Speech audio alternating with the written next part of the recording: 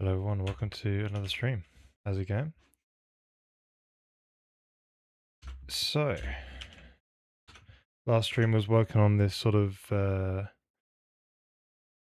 remove the buried voxels, and we got to a point where it was crashing on the heap allocator. So we're currently procedurally generating a little voxel map with a simple sine wave function.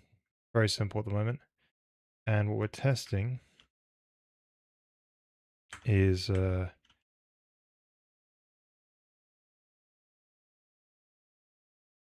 trying to now remove some of the buried voxels, and this is how far we've got at the moment.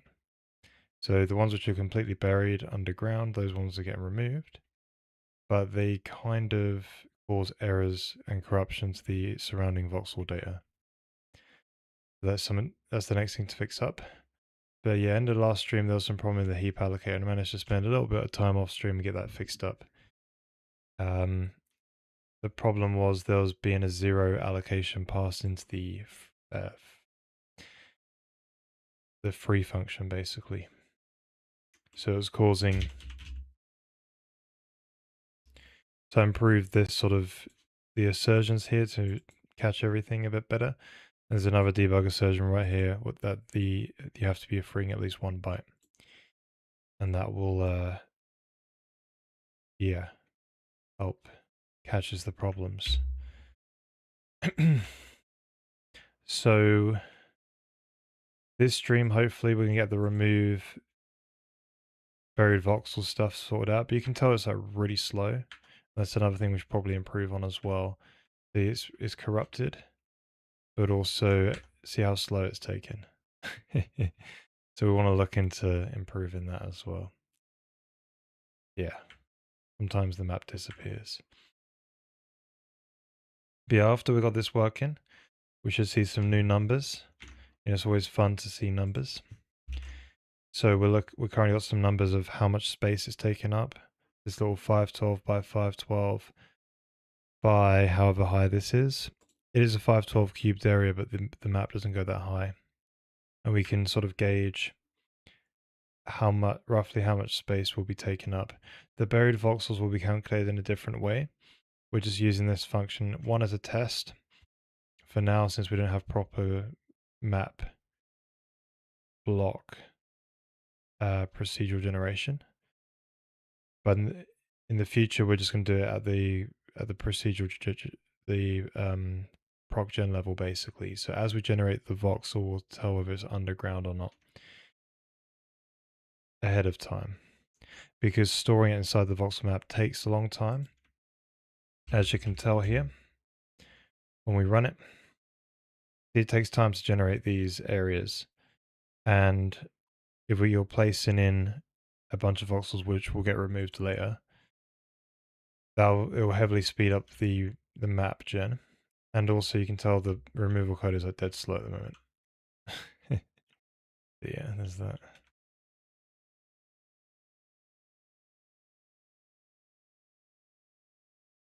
Spends a lot of time just skipping over empty space, I think. Probably speed up a whole bunch there. But anywho, let's fix the corrupted voxel problem first. Let's do a little prayer and then we'll get going. But yeah, there's a Discord channel if you guys want to come and chat in the meantime, and also ways to support the channel over on the Ko-Fi, and also there is a YouTube channel where you can catch the streams at a later date, but also see a video describing the game that we're building. But yeah, thank you for everyone who's supporting the channel already. And let's get going. So, Father in heaven, we thank you, Lord, for this day. We bless your holy name. Thank you, Lord, for providing us everything we have, the food on our table, the peace in our lives, the peace in our land, the people who we love in our lives, Lord, and our children, our spouses. Thank you. Thank you for providing us everything we have. Lord, we just pray for your mercy and your forgiveness for those times we've chosen to do the will of the enemy instead of the will of the Father. And just help us align ourselves to your spirit. Help us hear your spirit and help us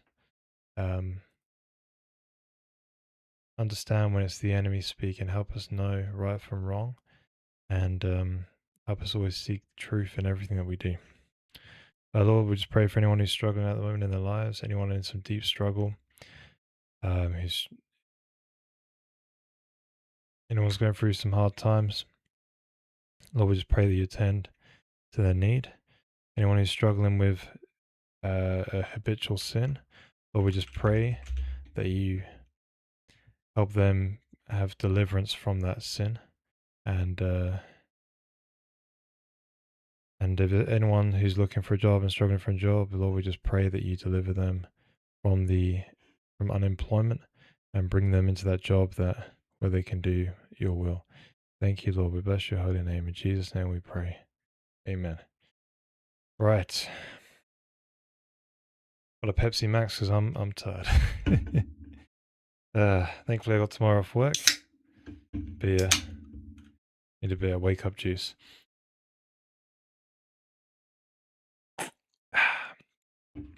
Okay, so there's corruption going on in the tree.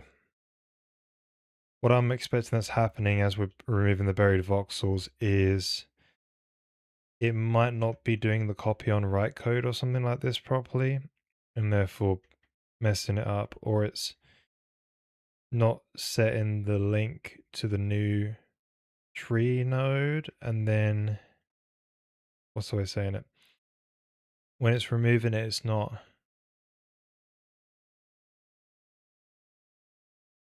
Yeah, or yeah, I don't know. We just gotta inspect the code a bit. So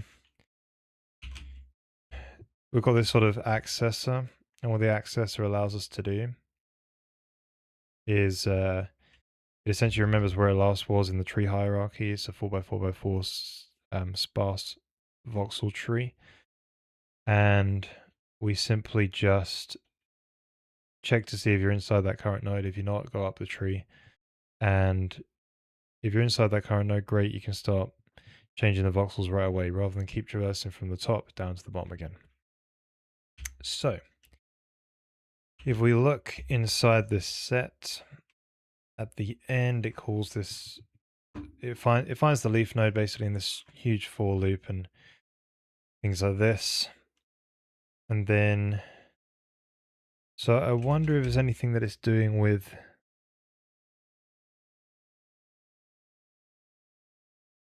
yeah, it doesn't do copy on write.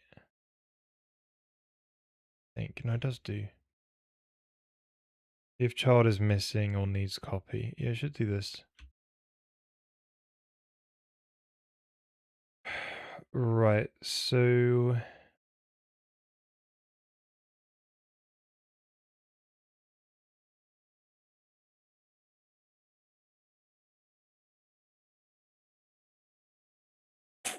this code might not have been tested. So this is inside a leaf node of 4x4x4 voxels. There is a, yeah, are we removing them properly, basically?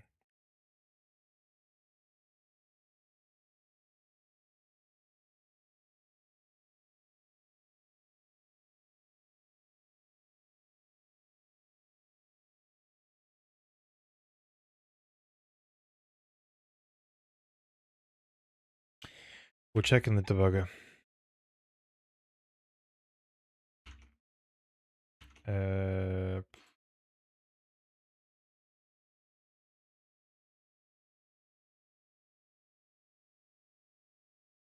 So that'll happen when the map gets generated, and the buried voxels start getting removed.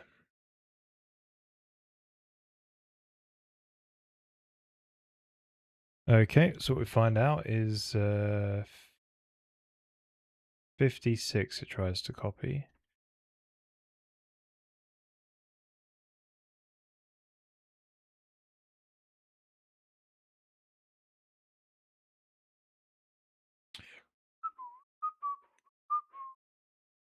So it's trying to actually remove 7.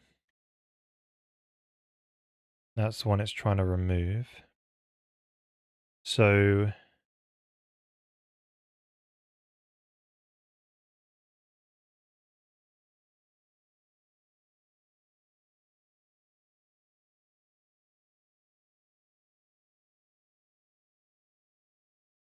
yeah, it just does a load store type deal. Looks pretty sensible to me. Then it unsets it here. Okay, so I think we can skip to here.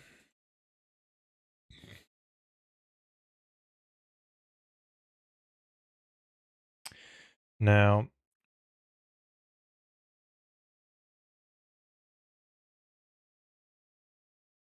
cool. So does it need a copy? Yes.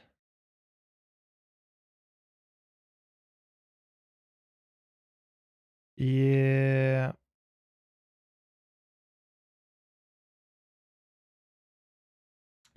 Right. That's interesting. So it's modifying it like, yeah, it's modifying it before doing the copy on write. That's wrong. Yeah, so it should do the copy on write and then insert or remove. Yeah, that's definitely a problem. Let's correct that. I don't think it's going to fix it though. So by doing this, it's going to change stuff which is being rendered. And if we implement rollback, then it'll be an issue later on. Oh, crap. So we want to move this.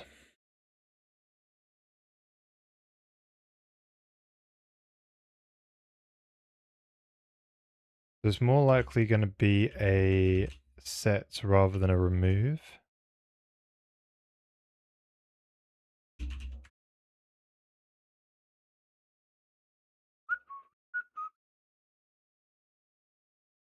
So the voxel is missing. Insert.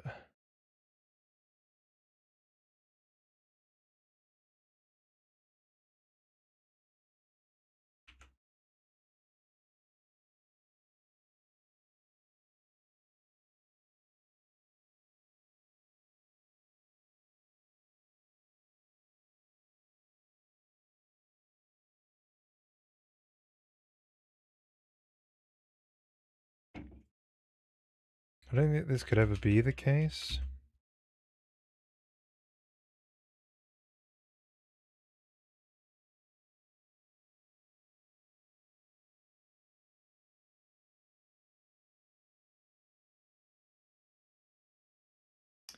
Yeah, I'm pretty sure you can do this.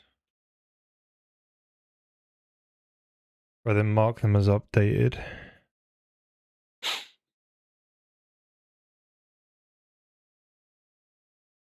Right, okay, so it could be... Right, so let's run this one and just see what's going on. And just see if it is fixed the problem. I don't think it has. I still think it's going to corrupt. So first build the map.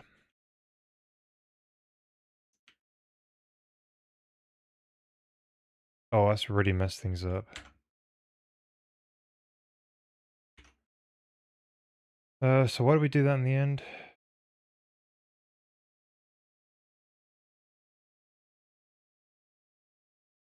Yeah, there's a reason why I moved it before. There's just something else.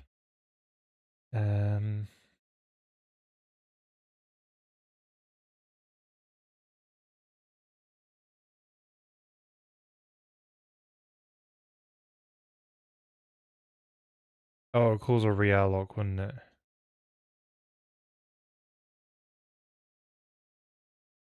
Yeah, I think you need to...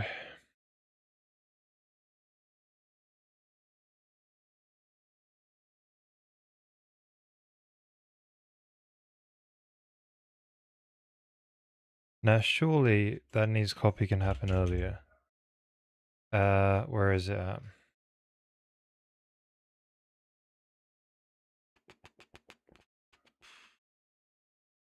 Yeah, so when it gets to the leaf node, it can come into here and then it ends basically, right? So if it's equal to 4, which is the leaf node size. So it's not allowed to do any copy on write thingy.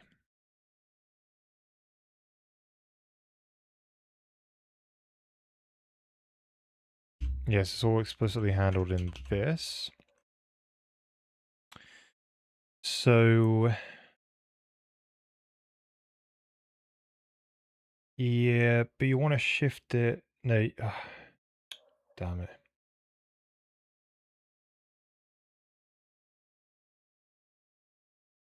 Yes, it needs to. It definitely needs to. This needs to happen before. But then might want to do like a reallocation or something.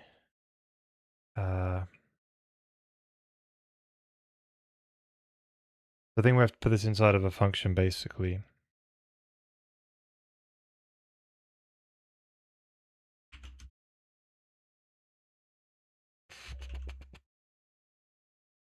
So where does this happen? Yeah, so we'll put this into a function where we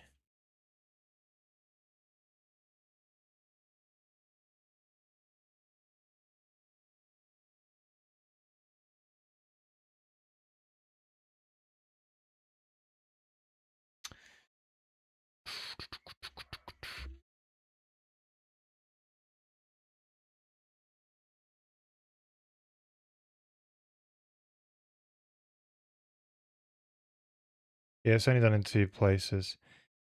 So I think there's a thing called like realloc nodes or something like that.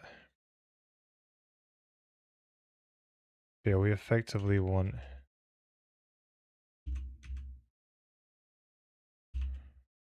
Let's get these out of the way.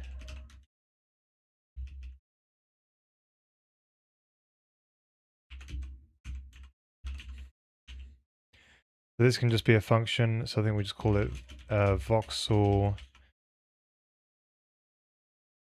model. I think I call it like node realloc, but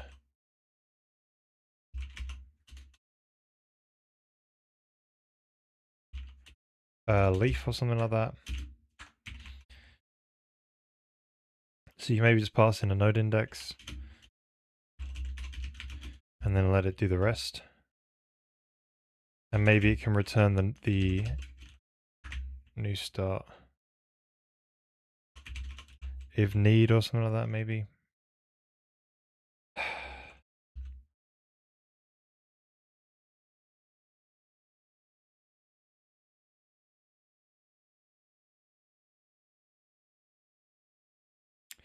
I don't know.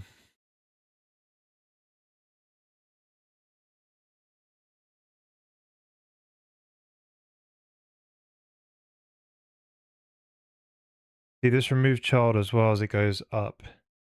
It should have already come down and done the copy if need be. But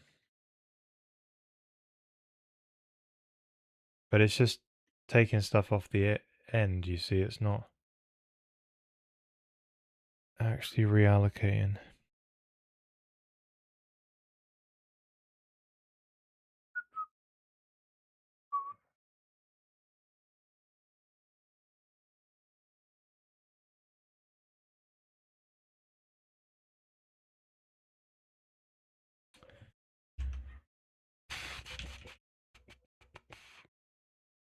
Yeah, so we can't do that sort of if need thing, can we?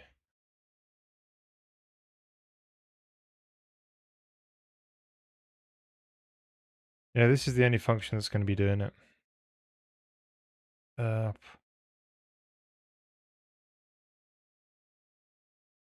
here's what we'll probably do. We'll keep it here. Let's copy paste it. So, since you've removed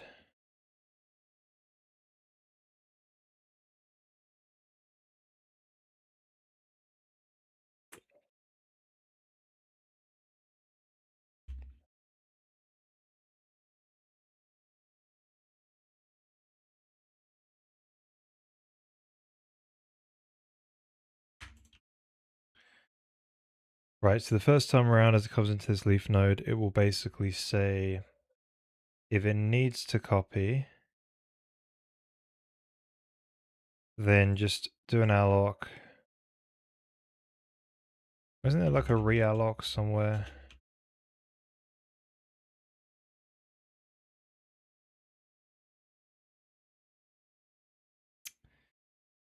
maybe we could do this function. Make this reusable.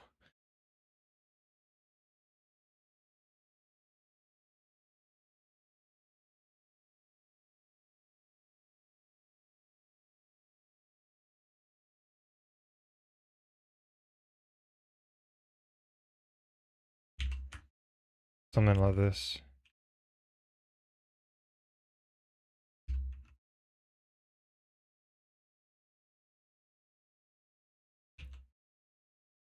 Yeah, rounds up to nearest threshold, that's fine.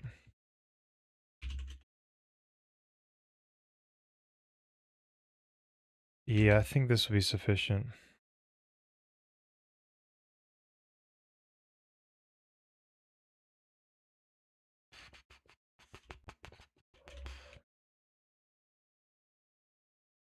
Right, we take this here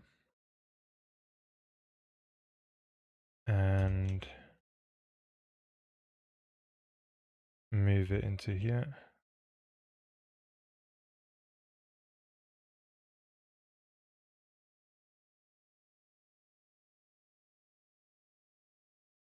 Right, we're looking for this sort of a words.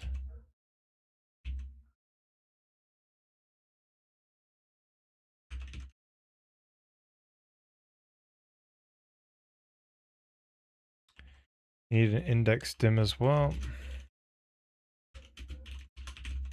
to be passed in.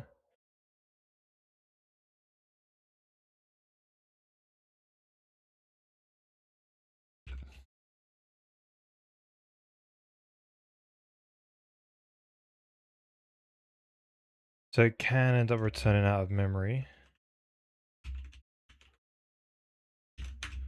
We can sort out there.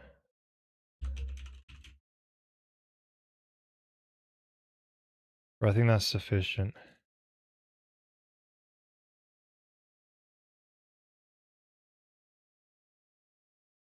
So it mem copies over if it's been mutated this frame or not. That's something that's probably been missing. Nodes mutate this frame.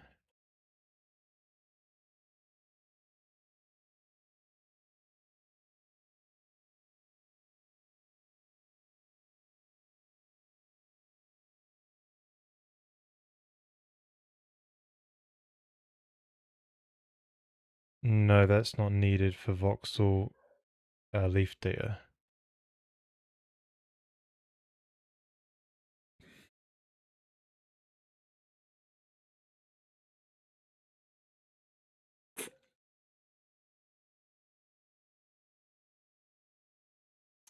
What's next?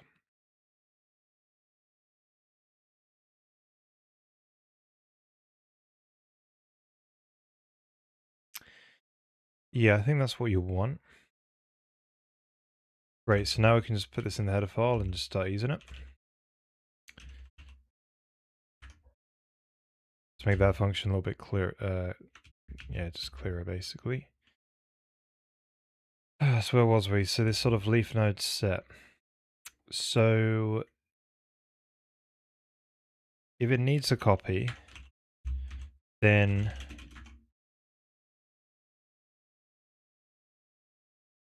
we can call this function with the appropriate stuff. It's old children count, new children count, and then we say, right, if it's failed to allocate, we return out of memory. Cool. Now, that's on a needs copy basis, on the copy and write basically, but if later on,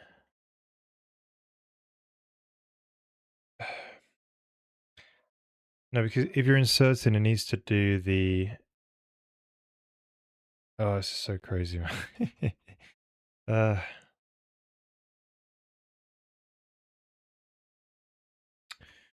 Do, do, do, do, do, do. So Boolean is inserting if the old is less than the new. Probably children count. And that is insane, can be tested based on this thing anyway. Right, so I think what we want to do is does need new alloc.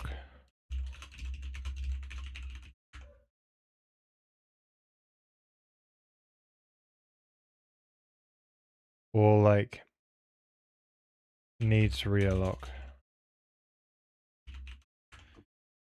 So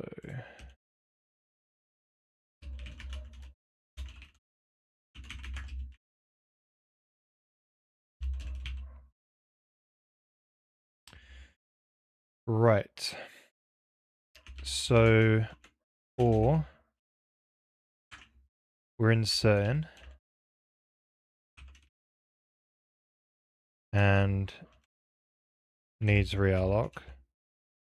So realloc before. And then we either do the sort of insert or remove code. And then afterwards, if we are inserting,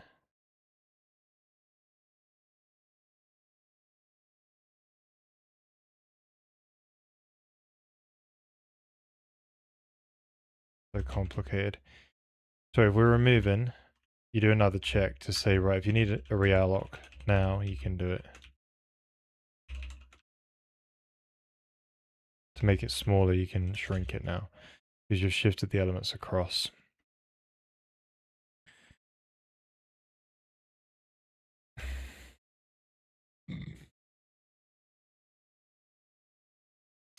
The only problem is if it needs a copy and does it, it has to be using the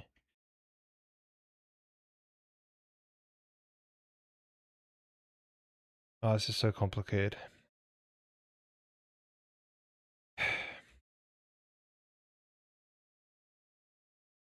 Right, here's how we'll do it. Do it separate based on how it's handling it. So if it's missing, if it needs a copy or needs realloc, it's got it there. Now for removal, it might just need it on a copy. Needs realloc on a copy. And in that case, it wants to be using the old count.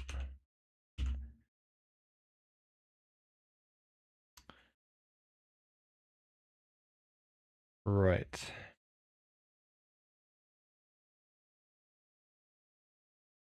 Now the other thing to take note of as well is if it's removing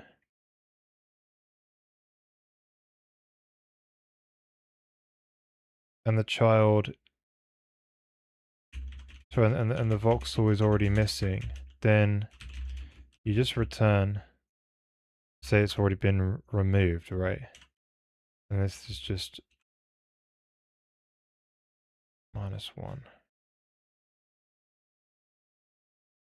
Okay.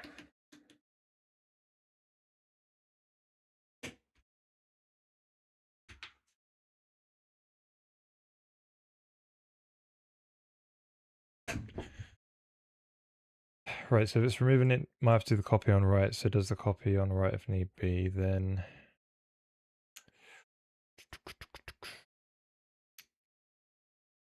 does the shift left removal, unsets the bit, and then does the realloc if it can make it smaller.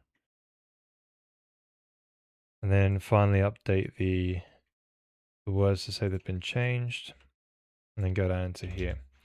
So this is where there could be a bug, but yeah, there could be a bug in here which is causing the voxels to look weird when it starts removing the buried voxels, but we'll see if we fix the problem now. So I've just generated the whole map, which it has now. It should be removing. Okay, there you go. See, they're all just corrupted the voxels, and it keeps going. So It's a nice, good sweep that it does. I think it spends a lot of time in the for loop outside. That's still a bit of a problem there, though. We've got some sort of in the air voxels hanging around. So it seems like what's going on is the removal of the leaf nodes or whatever is a bit wrong for some reason.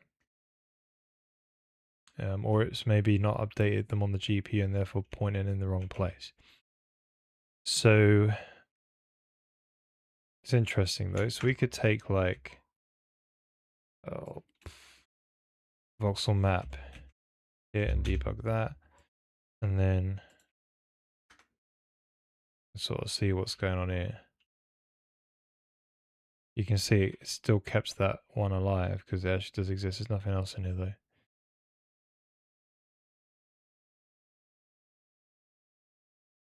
Yeah, it's interesting.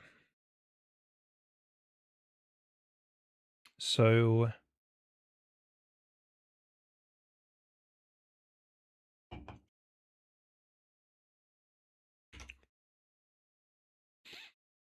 what could be the issue there?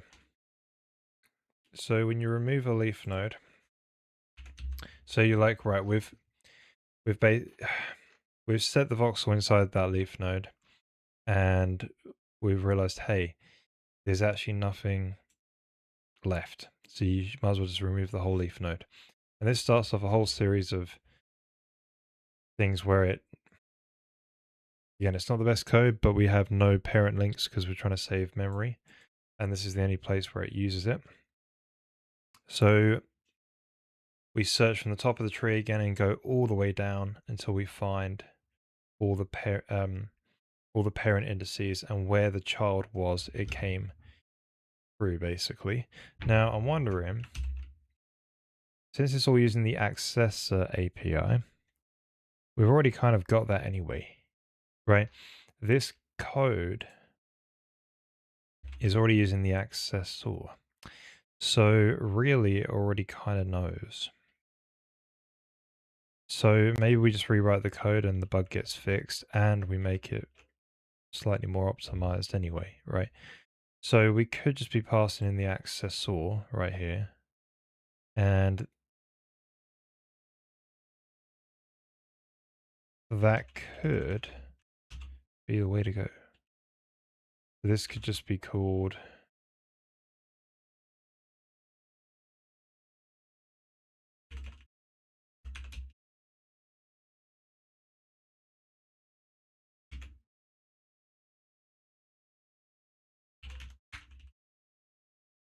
the little internal accessor section.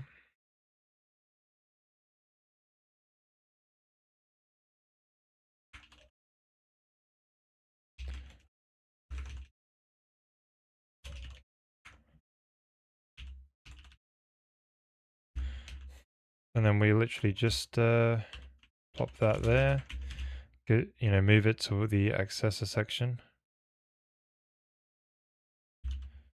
So here it is, our voxel model accessor, we can sort that out, but internal functions, I guess, can just go at the bottom. And yeah, that's gonna be like really cool. Super cool.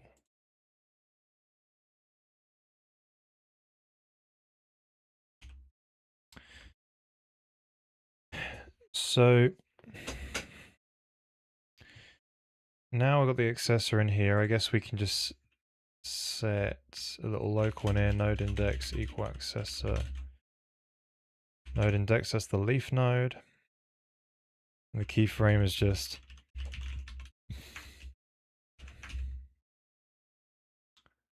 cool.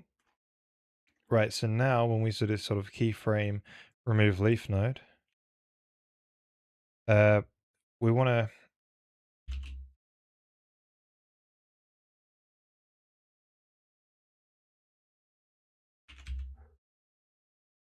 returns a boolean.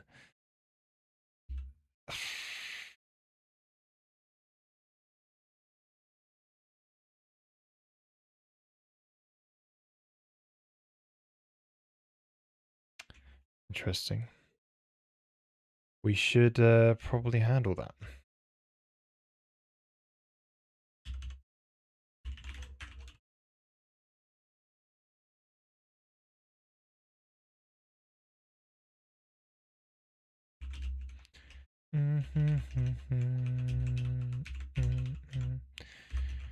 Okay, so what was the other code?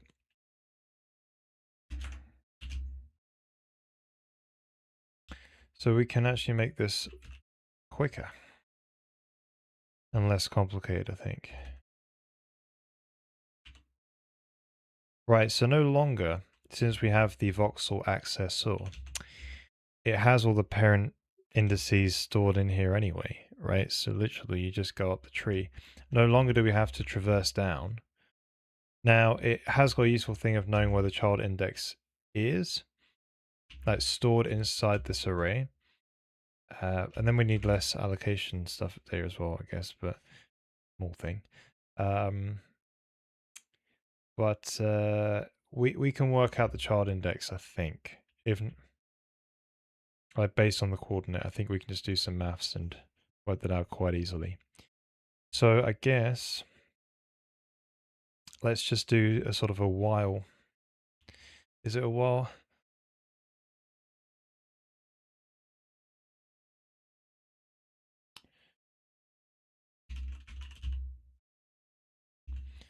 So you access,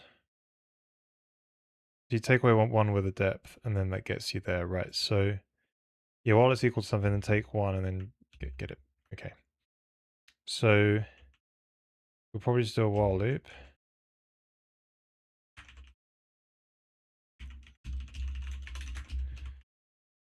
While accessor. See, although this is going to mess up. What is this going to mess up?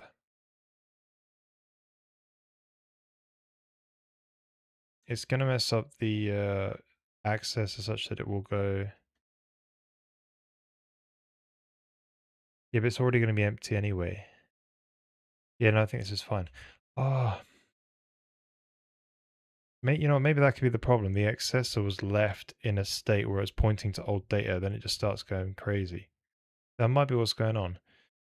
So what was happening is was removing a bunch of leaf nodes and going up and by going up the tree, and then it's just the accessor was pointing to old data or something like that. Maybe. Maybe. Right, this makes sense. So while it has some depth, decrement, then you can fetch the node index.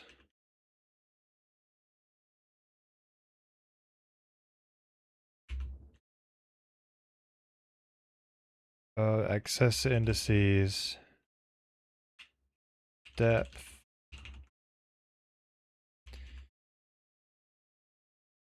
And technically they're going to access a node index, right? Something like that. Yeah, then you got to do this as well. So I guess you can call it like, we could probably put this in a function because it's used 3 times now, but anyway. Yeah, let's put it into a function because it's used like 3 times. So we should probably call it up. Something like that.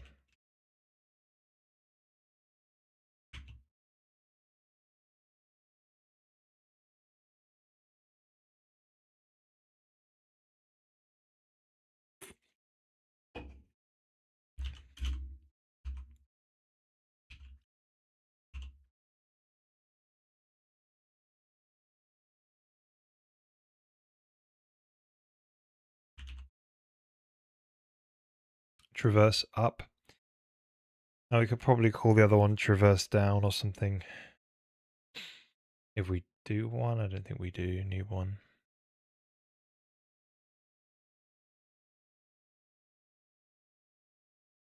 Yeah, what does traverse down look like? So the down is here where you go, right, okay, I've got you back up your old one of these, you got your sort of new dim kind of thing.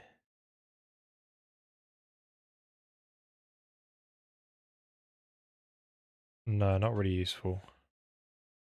we'll just let it be part of the traversal code directly. But anywho, traverse up. This is useful.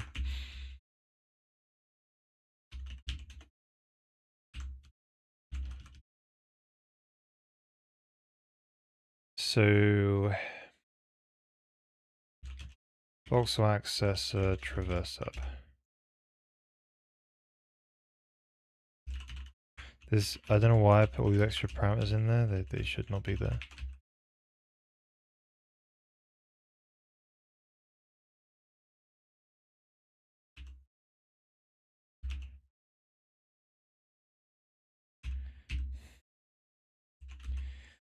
So we could return a boolean, say right here at the top. That's probably the better bit of API design you could do for this. So if return false, if not return true, okay, then great. So now you got this traverse up.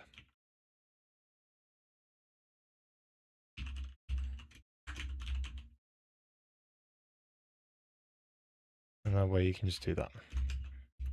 Not that it's any better, but there you go. Right, so now we've got this. So that's for the accessor set function. We can do it there, and also in the get, we can do it as well. Now, the nice thing we get is this function now. So when we do that sort of remove leaf node or leaf remove, or it's called leaf. Yeah. So we've moved this sort of leaf node remove into the voxel accessor. So rather than traversing down the tree again, we kind of already have the tree data, right? And then we also want to manipulate the accessor so the next time you use it, it's not pointing to old data. So now we can call this and say traverse up.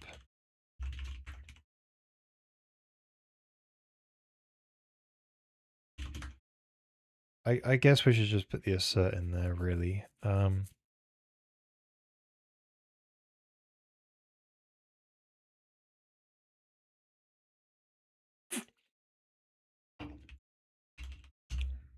Be alright. So we traverse up, and yeah, what did it used to do? We can these just keep doing a reverse and then getting the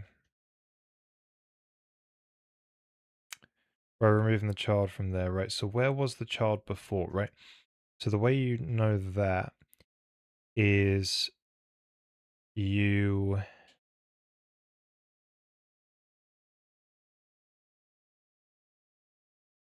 remember where the old coordinate was.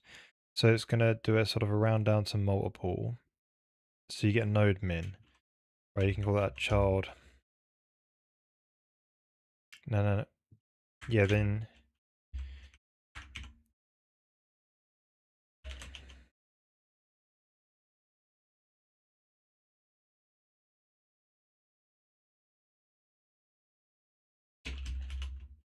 child node min or yeah, child node min.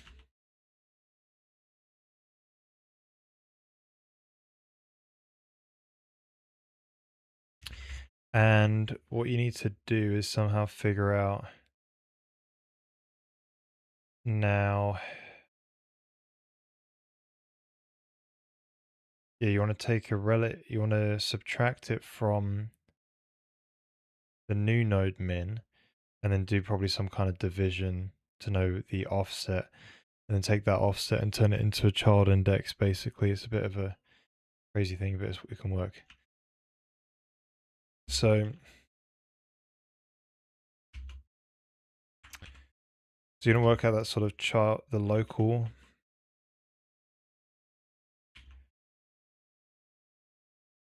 offset or whatever it's called. Is that what I've used before? A local coord.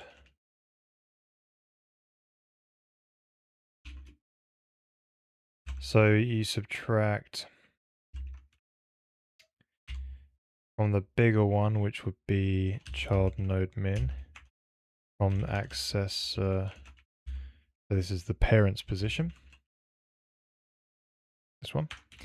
And then we want to divide by whatever the size.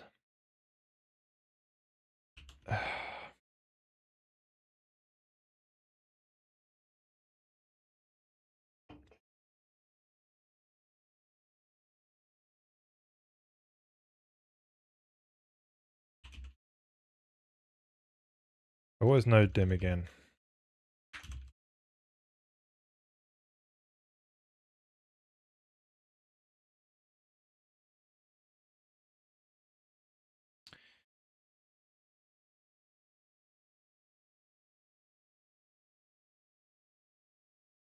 Yes, it's how many. Yeah, so it's not the children though. So you want to back that up. Child node dim. We can go through this in the debugger and just double check it all, but then it's just a divide.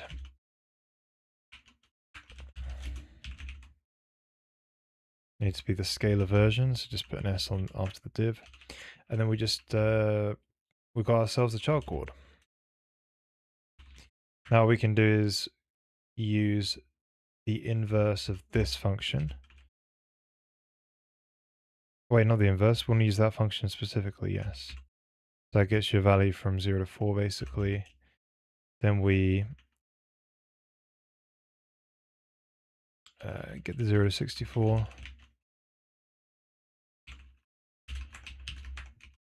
Child index. That's all I was looking for. Right, so now we can get rid of this and just call remove child on it. And then if there's still children, then just break. That'll stop traversing up the tree basically. But if there's still children, we can traverse up one and remove it. Yeah. Amazing. So now what we can do is get rid of all this. So expected node index to be at the root. Yes, I think we want to still do that. We get rid of all this. We can then say accessor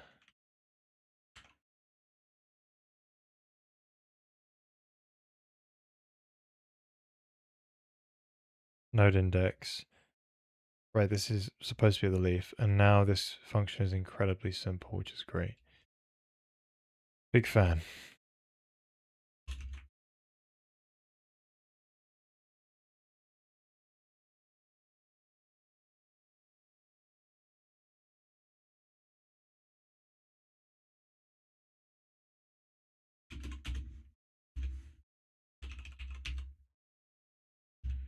Right, so leaf node remove. We've got one of those still.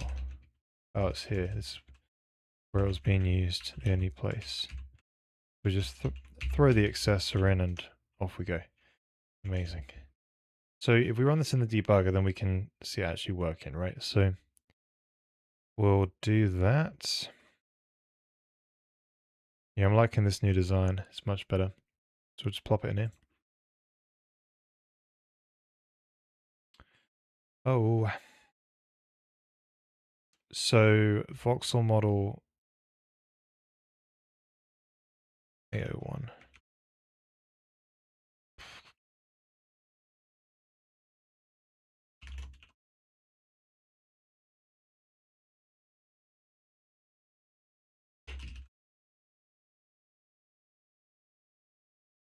Leaf node voxel set. Here we go. Right, so it's just doing the quick map gen, and then it's going to remove the buried voxels, and then that's going to hopefully hit the breakpoint. Here we go. So it's going to end up removing a 4x4 set of voxels, and now it's going to start trying to go up the tree and delete stuff. So it is a leaf node. Great. We then go up. So it remembers that it's actually 4, but or 4 where the node is. So it kind of is looking at the... Wait, the last code was looking at the parent. We might have to traverse up 1. And then... Yeah, I think I've already got this wrong. So if you look at the old code, it was only going down until the... Yeah, it traversed down to the leaf and then stopped, right? But the leaf never got stored in this parent indices, meaning it completely ignored the leaf node in the second loop. So this means you actually want to do a traverse up and then do this. So that would mean, yeah, that's better.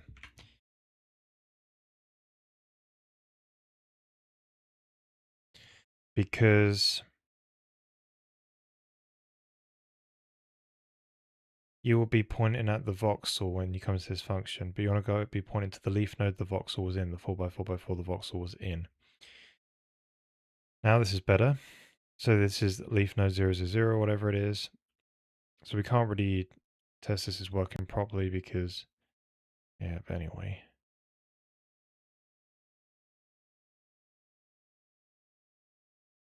It will be child index 0 because of the way it is. But yeah, we can just go to the next one then. And this one should be in a different place. There you go, so 16 on the X. And then on the Y, it's 0. So 1600, just the debug thing is quite bad. I need to try and get a proper visualization for this. I've tried. It's not been working so far. If anyone knows anything about RAD and getting a nice debug view for vectors which are heavily I'm using rather than structure, I'm using like a union. So I get a bunch of different ways to access the data. And it's a bit of a weird one trying to view it. I know there's these sort of type views and stuff. I've not worked them out. Plus, tried NavViz too. That's not worked out either. But yes, the coordinate, we get this right. Apparently it's 1 along the X, 0 along the... That seems right. So let's double check. So the node dim is 16. Right, it would be right because you'll be doing... Rather than 4x4x4, you'll go up a level, so it's 16 by 16 by 16. So that's the next one along, and yeah. So it seems like it's right. So if you... That seems right, so it's 1, 0, 0, then cool. Yeah, I think this is working good. So if we try this, that should have fixed our problems. Now we should be seeing the buried voxels be removed. Ah, crap. No, my map. It's doing too good of a job. It's no longer just buried. Like 150% effectiveness. It's doing a bad job.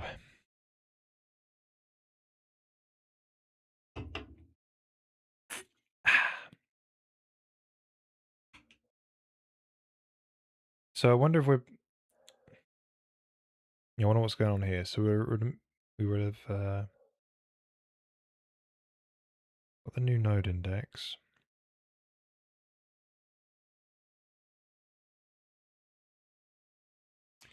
Wait, is traversing up the problem? Because you don't have the coordinate anyway. Oh no, that's right. Yeah, you do go up. Yeah. So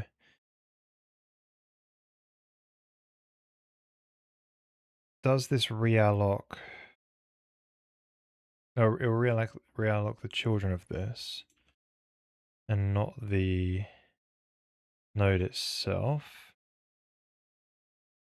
That shouldn't cause any problems. Or it won't realloc. Will take the memory off the end and give it back to the allocator. So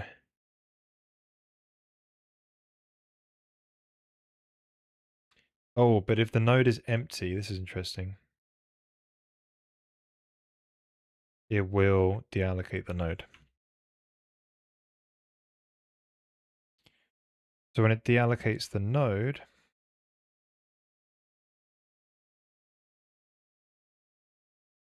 where is this used? Used in a couple of places. Yes, I think we want to return a boolean to say if it's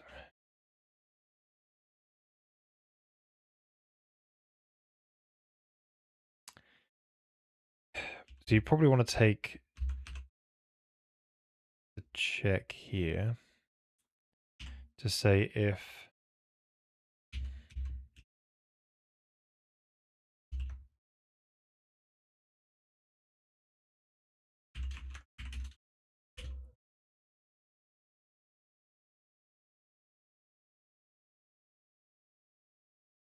oh,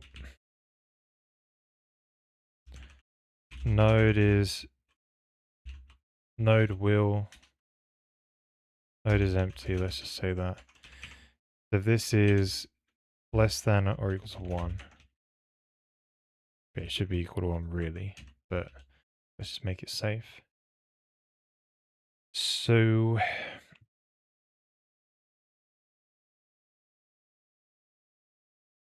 because when you free it,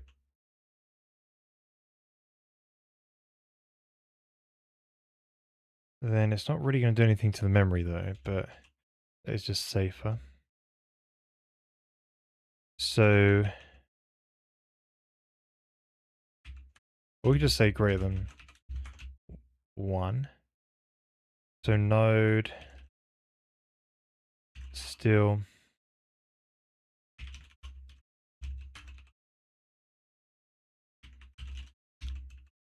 so if node has other children,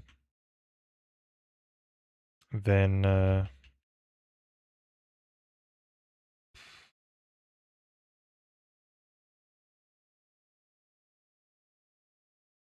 I don't think this is the issue though.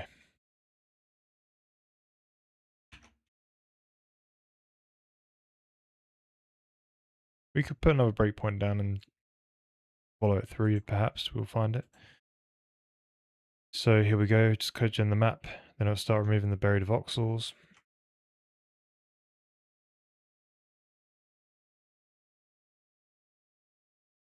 Here we go.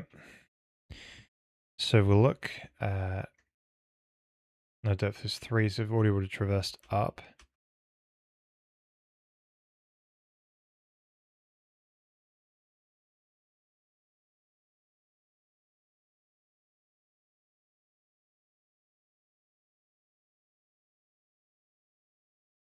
Curious.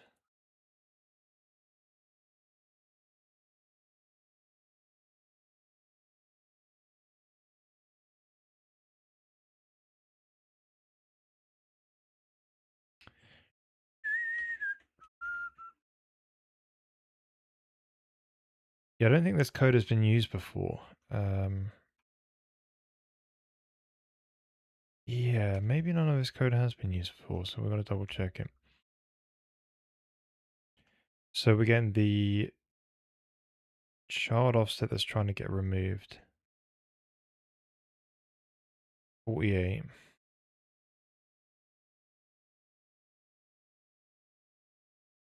It's not a leaf.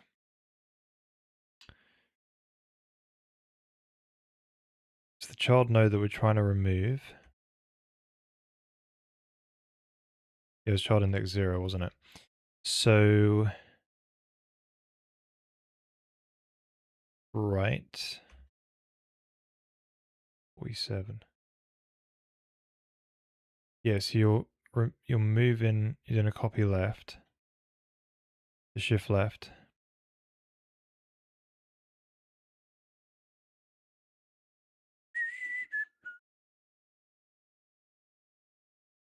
New count.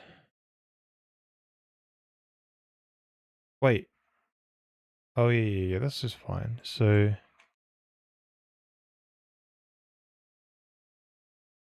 right, I didn't do a relock yet, but it will the next time around.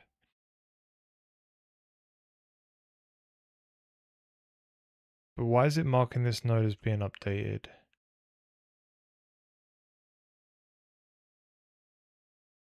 Oh, yeah, the children of this node. Yeah, that's fine.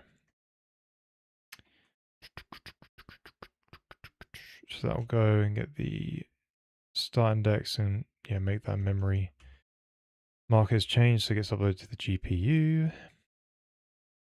Unset. Yep.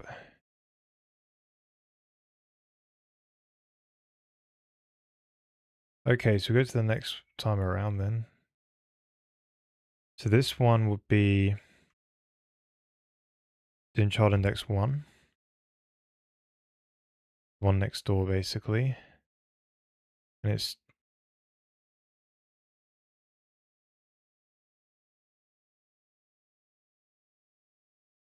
See, the old is 47, the new will be 46. Same thing again, but does it get to do the realloc? No. So again, it's just removing it like that. And off you go. So I wonder if the copy count could be a bit wrong, but I think it's fine. Just never used it before. Let's go to the next one. This should be 2, 8. Why is it 8? Because it's in more in order, maybe?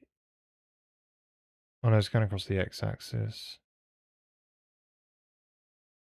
Yeah, this could be helpful, so let's see what goes on.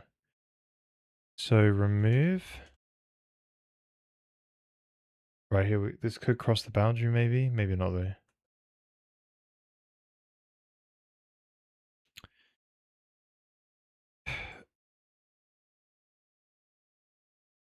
Right, 6 across.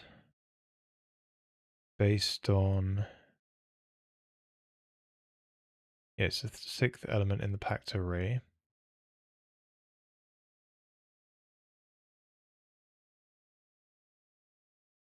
It just shift removes all that. Come on.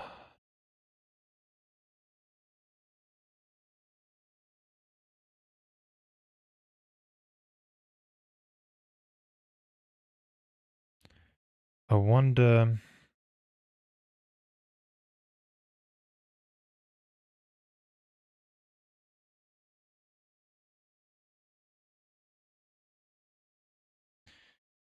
Yeah, it's not really working, is it? Because if I go to the next one, it's going to be... Debugging this is quite difficult.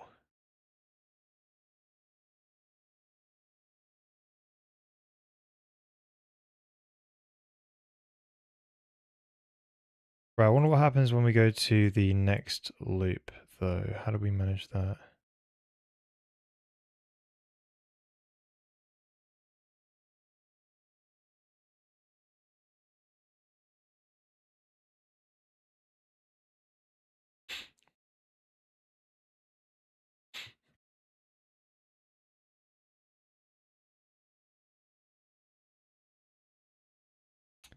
Right, then we put a breakpoint here and just say if not node has other children. We should be able to get to there.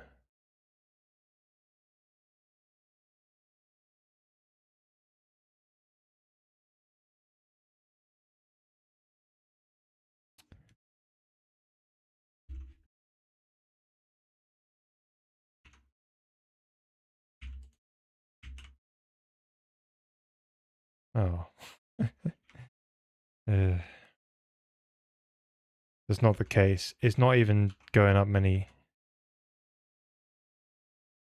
Oh, now it's reached it. Right, so the problem is not even when it goes to the next iteration, it's still suffering.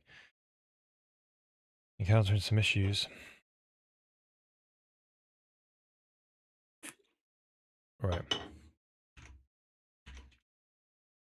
Got some ideas then. it seems like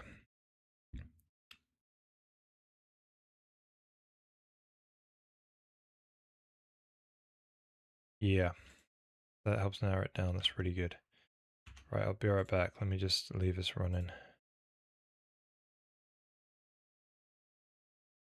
If you have any questions, feel free to ask away at BRB.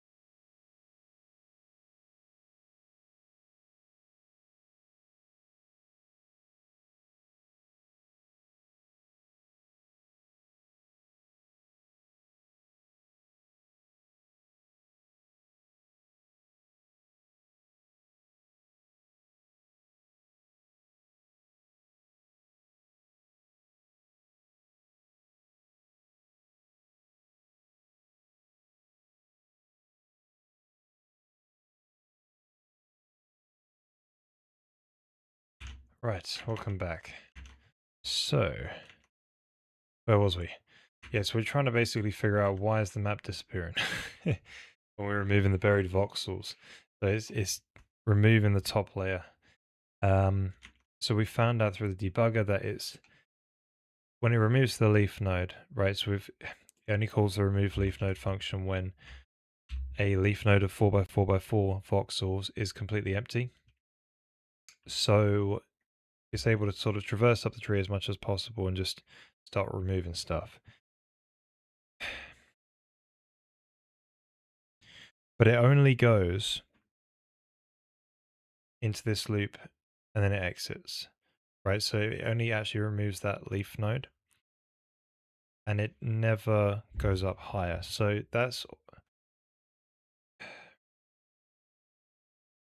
so we've got two things. Either this function could be wrong, or we completely mess up the state of the accessor such that when it is next used inside of the sort of remove buried voxel code, that when it goes around next time and does a voxel set or whatever, it might have a messed up set of state where it basically completely messes up where it is or something. I don't know. Like just yeah, those are the two sort of areas I'm thinking it's in. But yeah. So let's go back to here. When we remove a child from a node, we right, it shouldn't be too complicated what it does.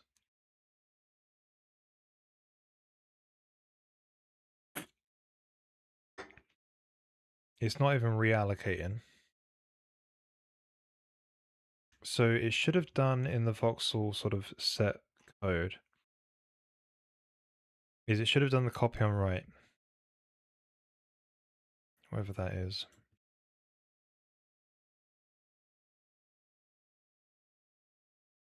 All the way down, it should have been like, hey, does this need to be copied? And then if so, it does the copy on write. But if the child is missing and you're trying to remove the voxel, then just return early, right? But if the children already existed all the way going down all the way down through the sparse voxel tree, we will have to do a copy on write because it is going to be edited. So interesting, that's good. So this means when it gets to the leaf node, and removes the voxel and then realizes there's nothing there anymore. We've already got a copy on right, a tree which has been copied down, right? So we can know that's true. So when you remove a child from there,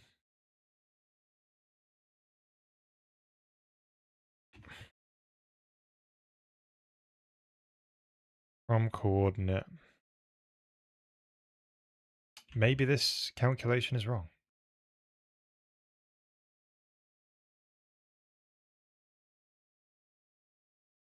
but I don't think it is. I think it's fine. Yeah, we could print out some stuff and maybe see the data a bit better, but I think it's all right. So hang on.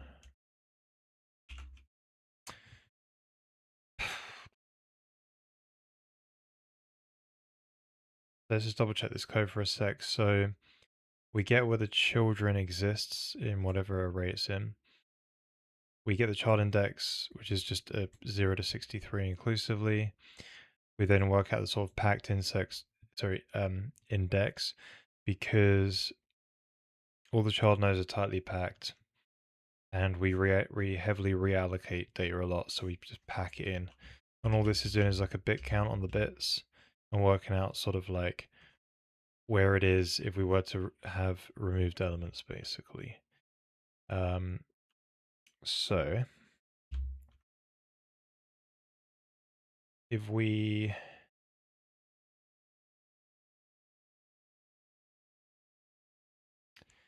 so it's not the leaf node.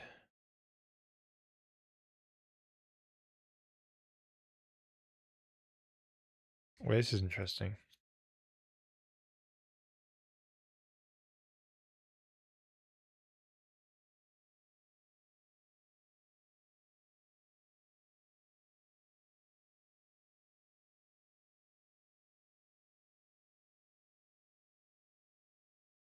This supports the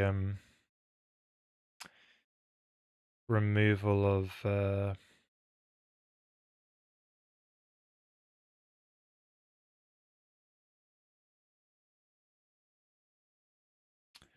leaf node data, but we're not using it for that.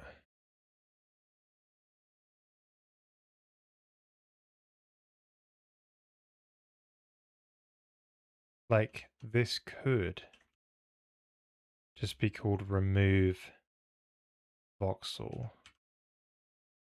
And then this could be heavily simplified as well. So leaf node set, voxel set. So we could have just two functions. One for insert, one for remove. Yeah, that will help. This is just complicated madness. But it would need, you'll need the copy on right thing though.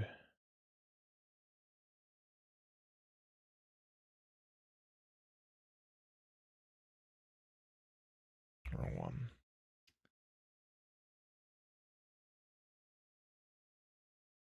Let's have a think. So, right, it's just deleting the end.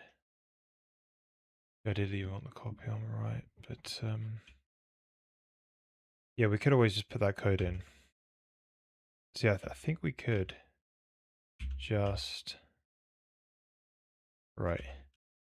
We'll rename this to like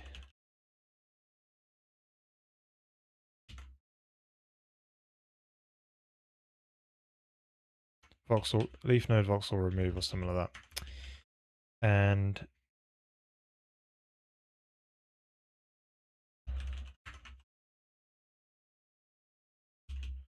what we can do,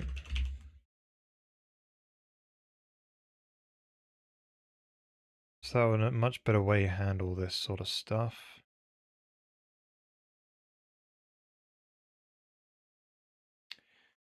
And then this code can be a lot more simplified. So we can say if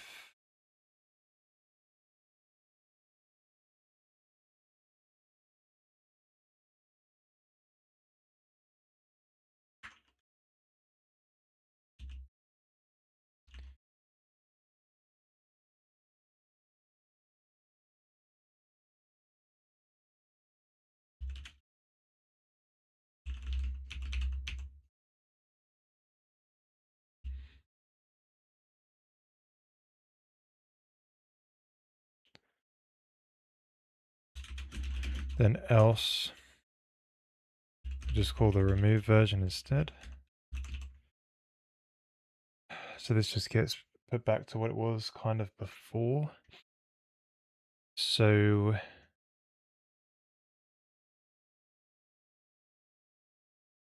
and also the remove is kind of optimized now because it doesn't reallocate, it just deallocates the end of the array off, which is better. So yeah, I don't think you need this function anymore, but we'll keep it anyway. But yeah, so if needs realloc.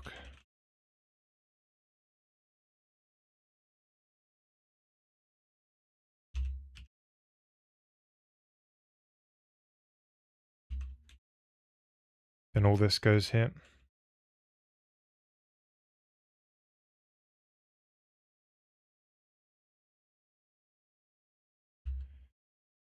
Right, so a lot more simplified, which is good. So this could be fixed in RSUs. Yeah, if insert, if remove. Right, you could put this into an insert function, but yeah, whatever, right? Cool.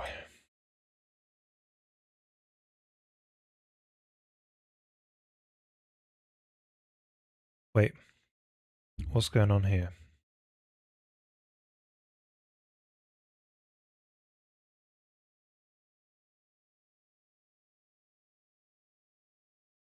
It's already found. Let's see.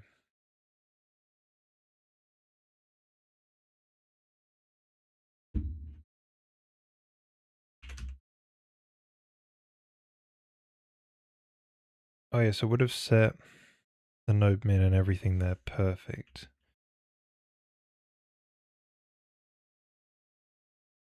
The coord. Yeah, it should have reached. So coordinate doesn't have to be passed in anymore because you will have the node min, but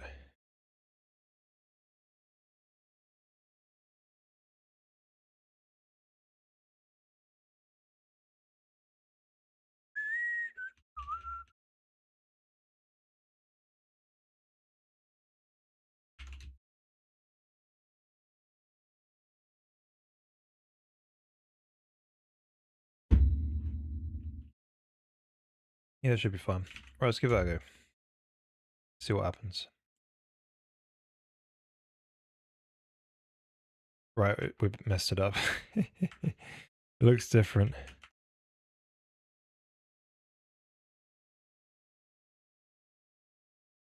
Oh. Yep. Been messed up.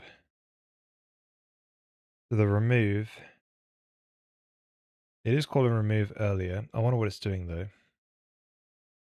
Let's find it. So 927.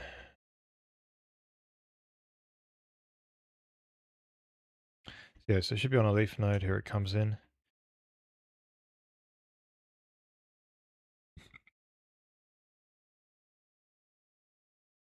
Yeah, node dim 4, right?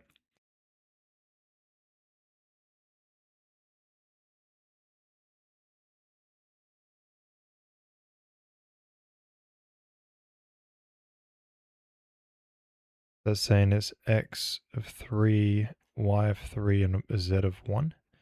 So 3, 3, 1. And then... Right, so I think this stuff could be alright. It's just maybe the next bit which is wrong. So yeah, this is when we're just sort of trying to set up the...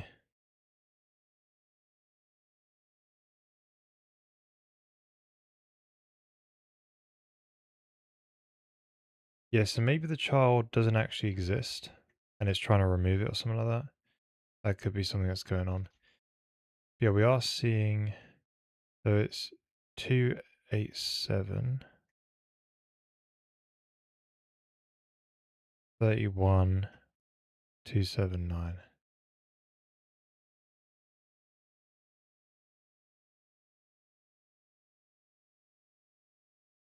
284, 28, 276. Seems different to me.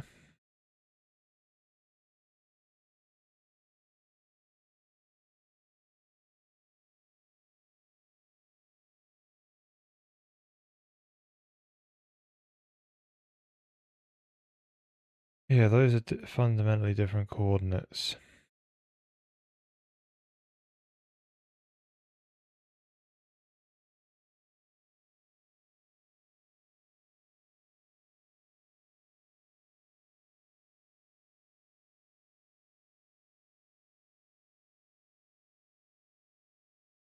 Yeah, I wonder what the node min is there then. Is it the...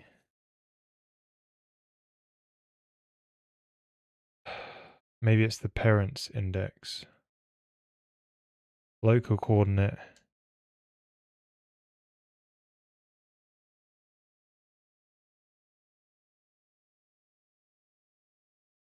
What's this?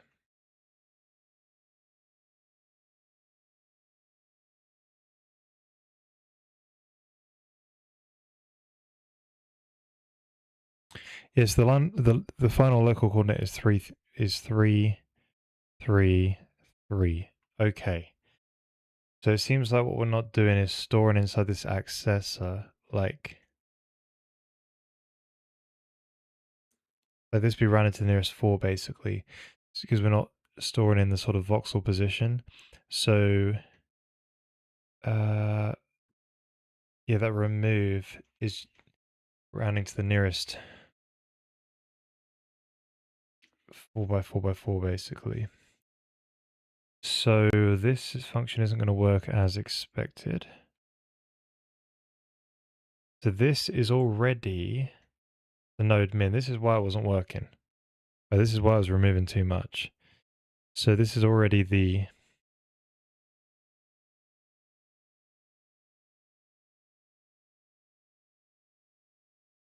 Yeah, the node that it's in, I think. So we did this, it would be...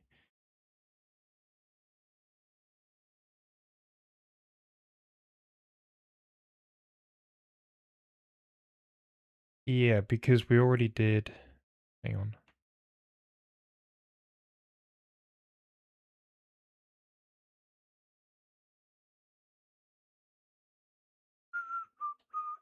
Yeah, because we ran it to the nearest multiple of the new node dim. So that will go from 4 to 16 or something.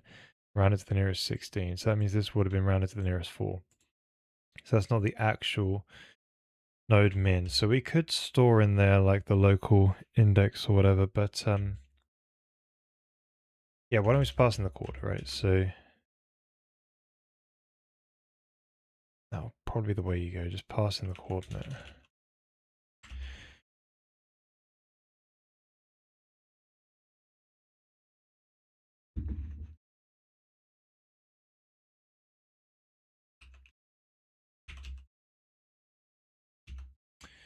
But then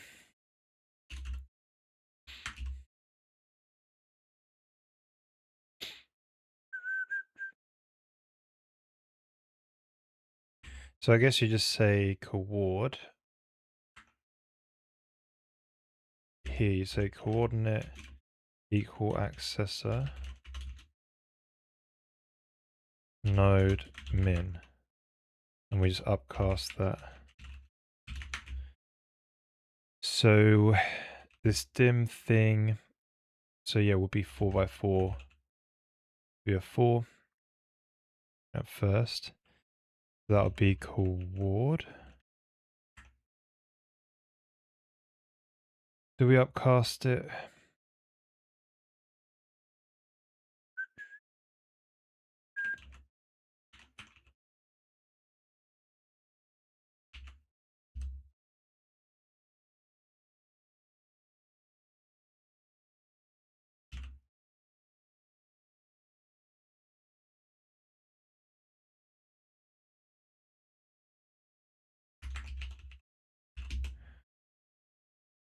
Okay, so that should be right now.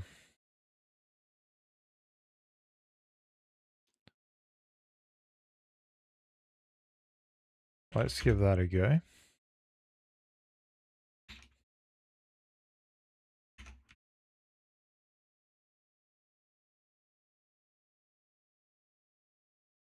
Oh, no, it's still wrong. The map is still kind of rounded to the nearest fours or something.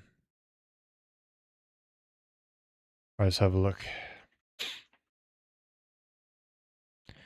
The corner's at 39, 23, 0. Yeah,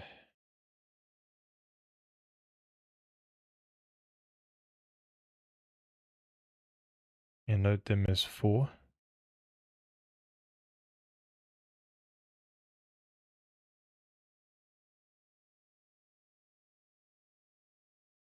It looks pretty sensible there.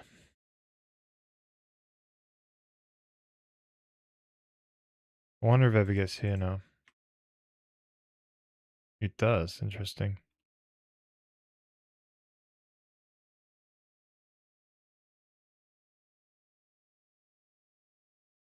Right, so that's the new...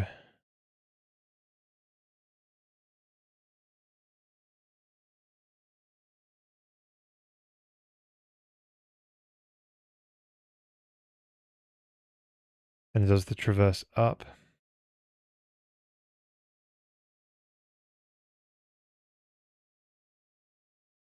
Seems alright.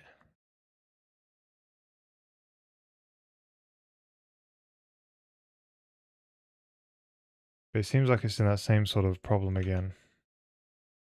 All the voxels are sort of looking... way of saying it.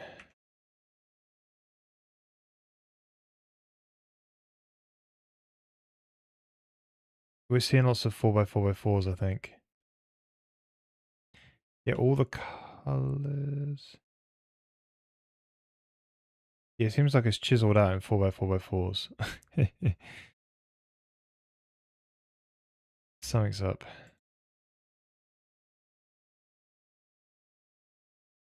Whereas there's a lot more smooth before. No.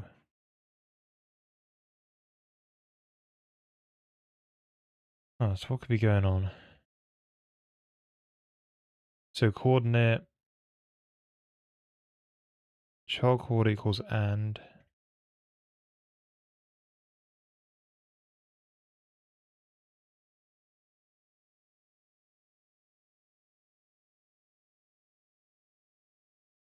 Right, so rather than doing the subtract, we could maybe just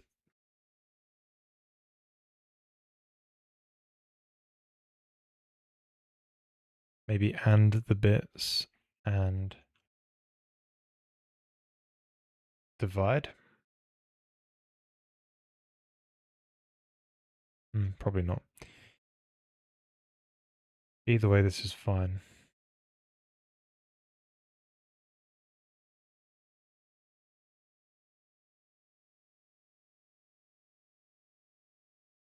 Yeah, what could be the problem?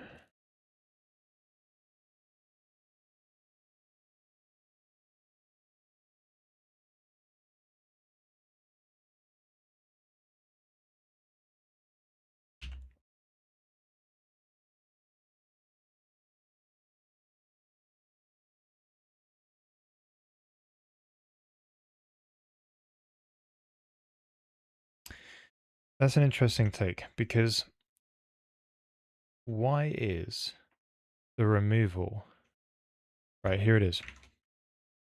So this code in game C, when it generates the chunks, right? It just generates an array of voxels basically, and then we have another job which basically feeds that into this sort of tree, this sparse tree building thing, right? The voxel model code. So we have this voxel accessor which allows you to quickly build the model, but it is still quite slow, but it does it as quick as it can. It's got some optimizations in it, whilst also trying to be space preserving. Right, preserve as much space as possible. Hey there, Mar Markro, Markrovka. Hello, Markrovka. Welcome. How you doing?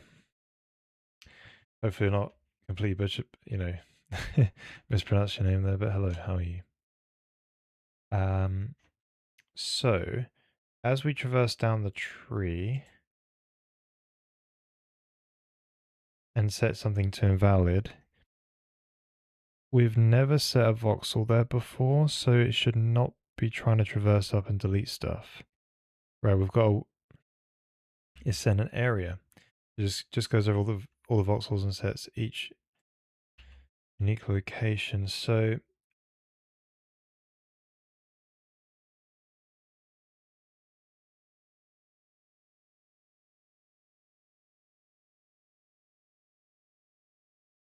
yeah, we had that early out code, didn't we, where we said basically, hey, if the child isn't actually being removed, then what are you doing exactly, right? There is a sort of like remove. There used to be a boolean here, wasn't it?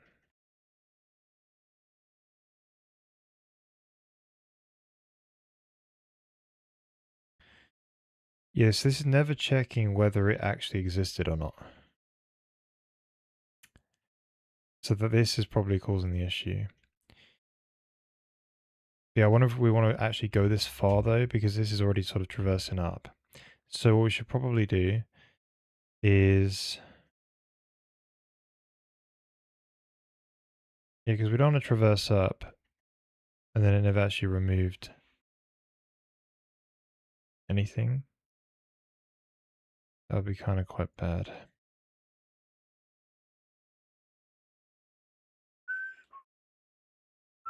Yeah, I wonder if we could work out this child coordinate and index before we even go up. You know, we had this. I wonder if you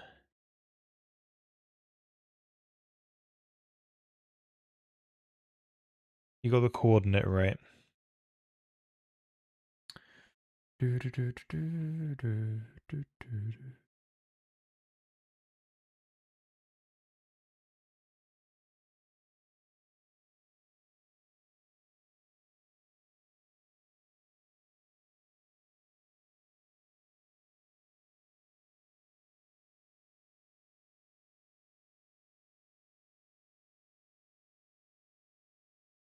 Hmm.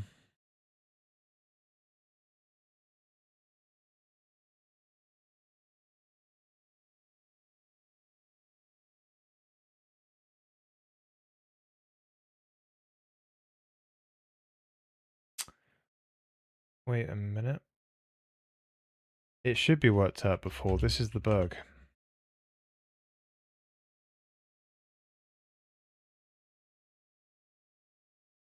Yeah.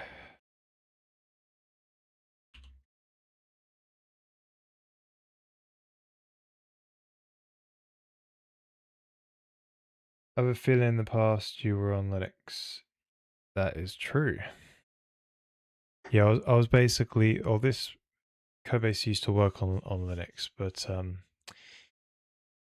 yeah, I basically encountered, I ported the codebase to Wayland, and then it didn't work in RenderDoc, and then I would have had to have maintained an X11 backend, which I just deleted.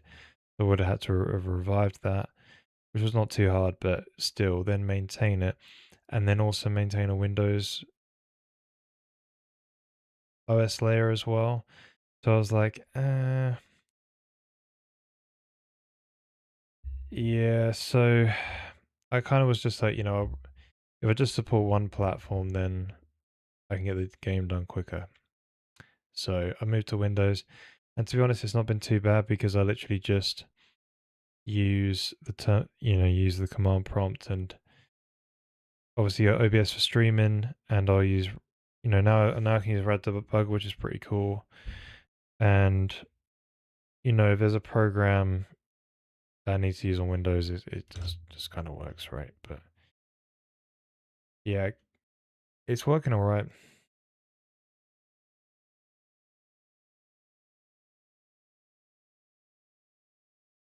Clipboard on X11 and it's an abomination. What is clipboard? What is it? Because that's obviously going to bring us some generic. Like, oh, right, I see what you mean, just that. Yeah, I didn't think he was necessarily talking about that was an application. Right, so clipboard on. Oh, yeah, yeah, okay, yeah, the API is on X11 using Xlib, man. Like, it feels like you're not programming it for a window manager. It's just really weird. It's this weird thing. Um, and it happens just to do windowing. It is such a crazy API. Yeah.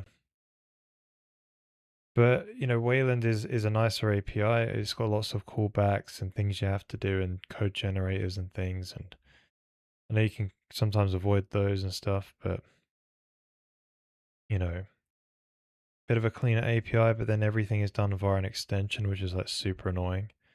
So it went way too far, unfortunately. So yeah, it kind of sucks. So we moved this to before the traverse because this is already the parent in a sense. That already gets you the, and then you can check ahead of time, right? Does, why are you traversing? Wait, why are you traversing up then?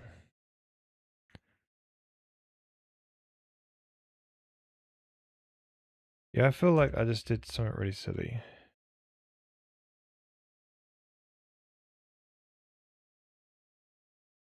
Man, this was completely wrong.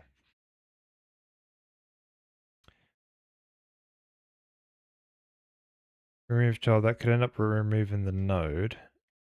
Because if it has other children, go here. If it does remove the node, traverse up. Right. This is the code. This is the code. Now the question is, right, is you only really want to remove the child if the child actually, right, exists. So there's another if statement you can do. If voxel model node child exists, so it doesn't exist,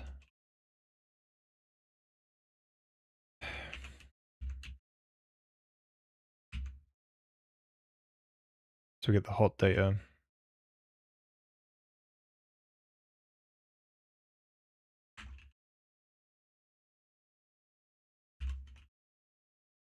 So it doesn't exist, then break.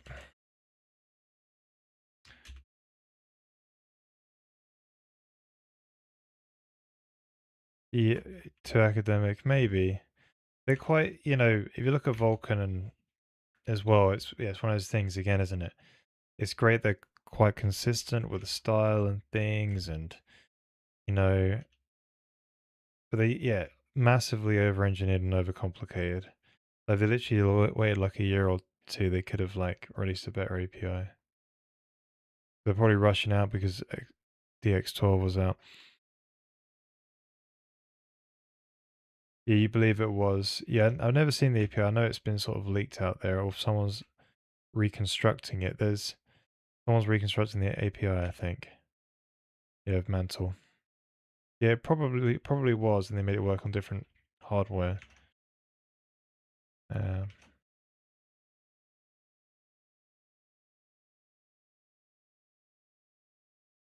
yeah, Vulkan's a big old thing to learn. Oh, come on.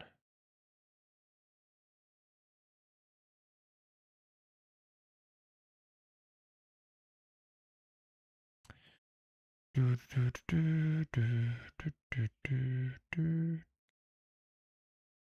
child does exist. It pops into here.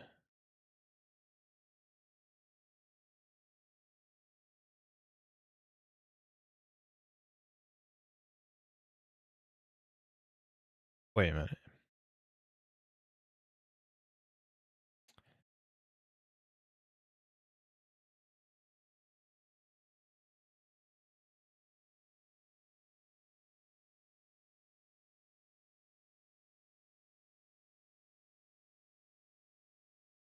no, no, no, no, no.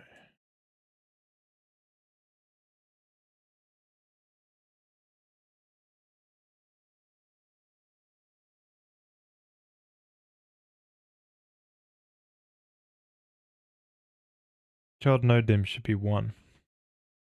That's why it's not working right. It's removing the wrong node.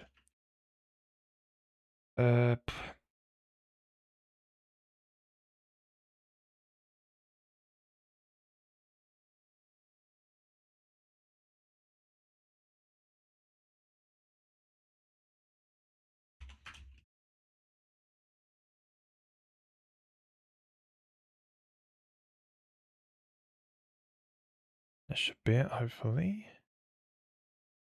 Oh yeah, it's working again. Good, the map gen is working again.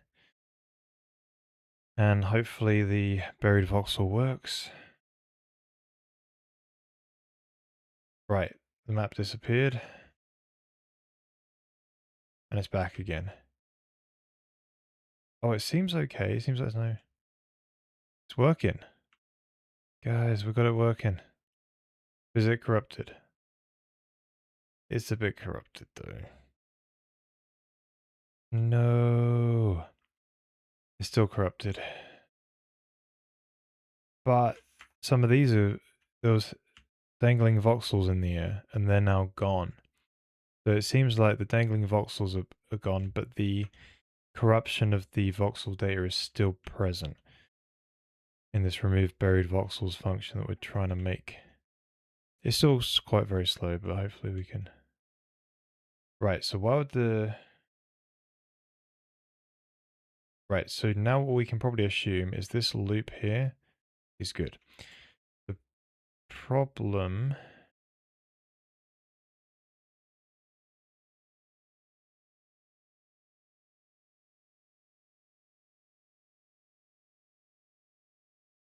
So we deallocate the thing off the end. So remove the child.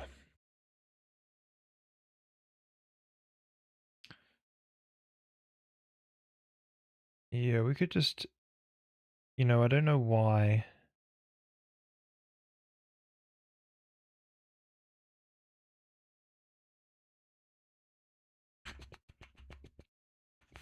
Right, so...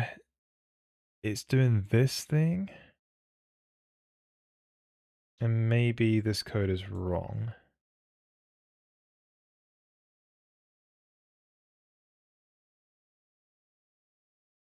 We know this is correct. No, we don't know if it's correct or not. Yeah, we should probably put a breakpoint in and see how this works.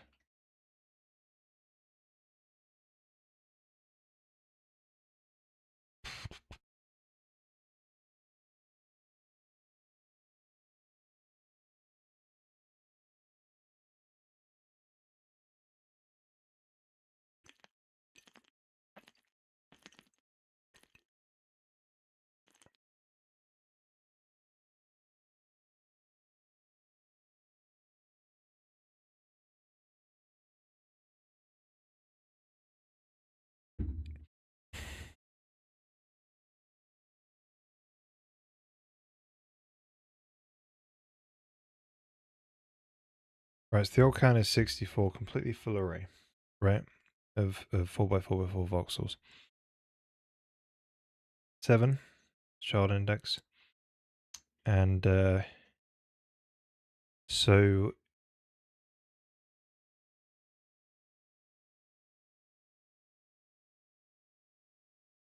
you want to remove...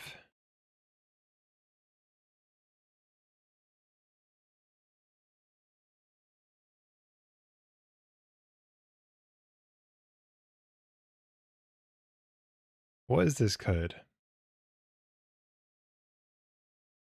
See the problem right away.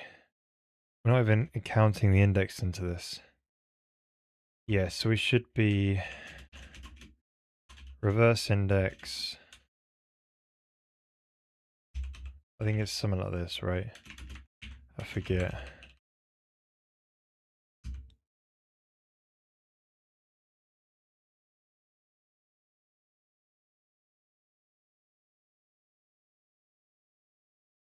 Yeah, but how did this one even work?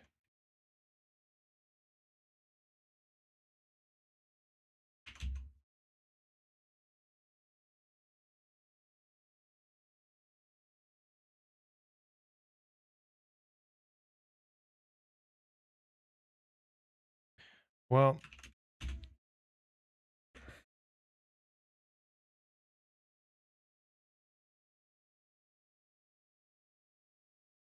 so if it's a shift left, yeah, still mem move, right? So you do reverse loop. Um,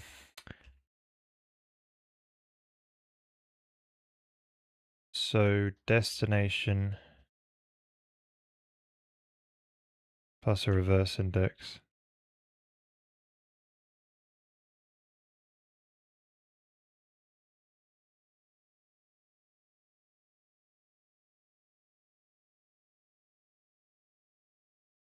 Sorry, index and reverse index, whatever, but uh yeah, wait, I'm pretty sure I've done these reverse loops in this same code, like same file, but I know how to do it. I'm just curious on. I just have a memory of doing it before, so I was just trying to find it. But okay. Anyway, so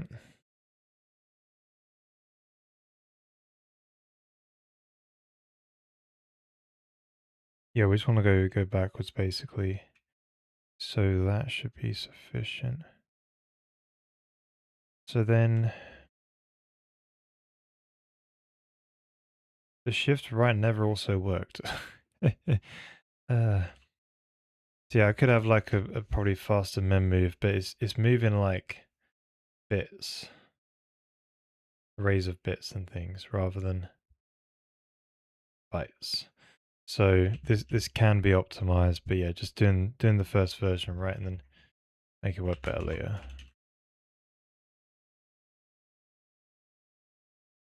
Okay. Right, let's have a look at that.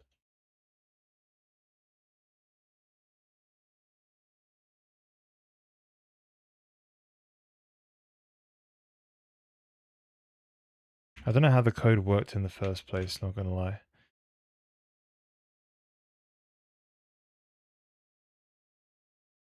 It just did, for some reason.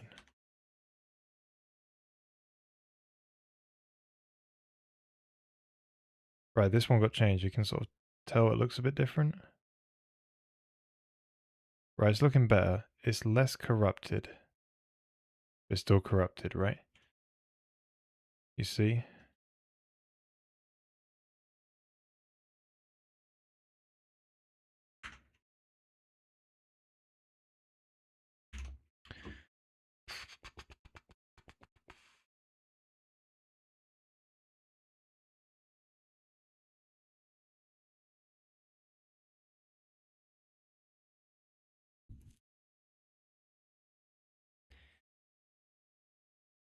Yes, it's this kind of the start.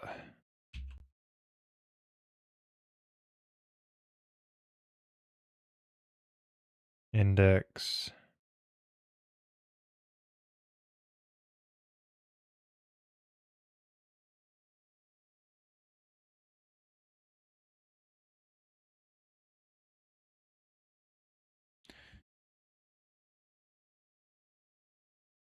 No, you don't do a mem move, right? You want to do just a mem. You don't copy backwards, right? Copy forward, I think.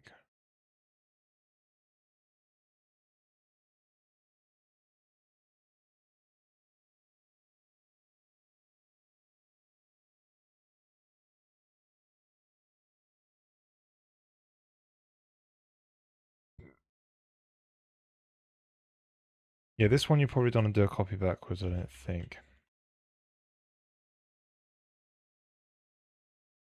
So when you insert new data, just source index plus one should be the destination. And it should not overwrite itself.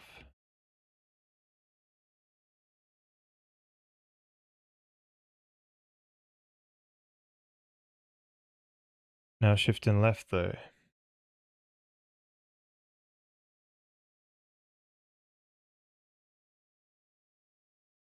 Wait, or is it the other way around, isn't it?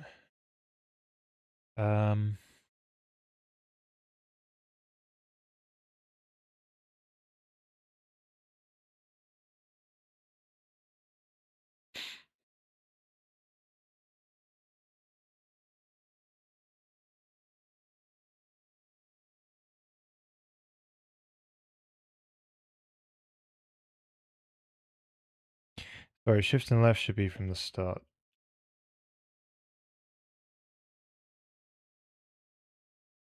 Shift and right, you want to take the element, the back, move it right first, and then move the rest of them. If you move the first one, it will overwrite the next one. Right, so yeah, shift right needs to be that. Whereas shift left, you can do it in the same order.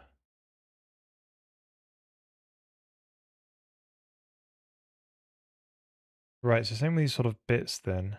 Right, this is interesting.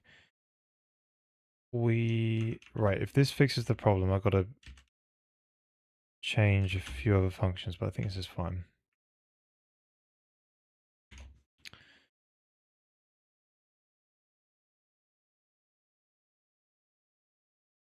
Right, so does it remove the buried? Let's have a look. Right, looks like it's doing it fine. I saw on Flickr, but yeah, you see? It's maintained it now. It's really slow. We can fix that probably pretty quickly today. As you can tell, it just sweeps really quickly, but then takes ages to the next one because it's doing a really big loop. And we can probably skip that really quickly.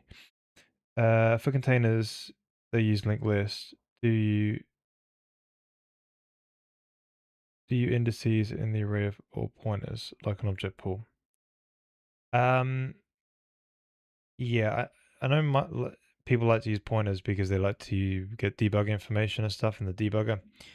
I try and stick to indices quite a lot because, 8-byte stuff kind of forces 8-byte alignment and all this, right? And I don't really care about the extra debugging pain. I don't really suffer too bad from that. So I use indices a lot of the time because they're serializable and you can use them on GPU as well. This structure is available on CPU and GPU, hence why it's also using indices.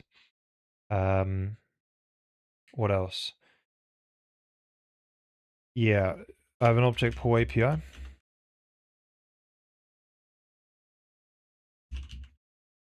where I have a typed ID, which is just a 32-bit int, and obviously it's got an index in the low bits, and in the high bits it uses a counter, right? Some way to tell which allocation how many times you've allocated from that index, and you can check if there's a use after free or whatever, right? So that's why I use indices, because they're just, I don't really feel the pain that other people feel too bad. I feel like the benefits you get from by using indices far outweighs all the sort of problems of debugging where you can't access the data, right? And I think another reason why I don't suffer from it that bad is because I use global variables. Quite a lot of people like to be, I don't even know if it's like the word is like academic or something like that, but they just don't like global variables for some reason. But I use them because they're great, right? And I only use one global variable per module. So I basically just have one big old structure with like all the globals in it, so you can see where it's, what's going on. And I can always just, if I've got the index, I can just in the debugger type it in and voila. So it's not too bad. And I rarely do that anyway. But yeah, that's what I do for object pools. And linked lists and all that. Indices all the way. I'm also a fan of everything is index handle. Just found my debugger code base is only pointers, right? Yeah. Oh, did we spend time talking and finished the... Oh, we finished the slow code. Right, okay, see what the numbers we got. We got numbers now, guys. Oh. How have we got more allocations than we had before? Right, there's less voxel material indices though. The nodes though, however, are completely buggered. That might be because that it is right. Realistically, this is not a real number, right? We've just underflowed, right? And therefore, yeah. So this is telling us the stats code is just completely wrong. Well, not completely, just slightly wrong for this. So we'll find out why that is. But so what should we do? We should make the code faster. So I'm glad this works. I'm happy about that. Let's make it go fast. So the buried voxel thing, again, we're not going to use this API for the map, but I want to use it for the model generation, the model building when you take it from Magica Voxel or whatever the program you use and bring it into the engine. This is an optimization which will go on top. And it helps us sort of also, right now, kind of gauge how big the map is going to be. We can just simply run this on top of it right now before we do proper map generation code. When we do proper map generation code, we should be able to easily tell, hey, is this thing buried? And therefore don't even try and put it in the map, right? And save some time. But yeah, this is a handy function. It doesn't do everything the best. As we saw, we had to go inside the object. So edges and stuff, you might want those removed in some cases, but yeah, this is fine. So part of the problem is this loop is enormous. And it does a 3 by 3 by 3, which is 27, right?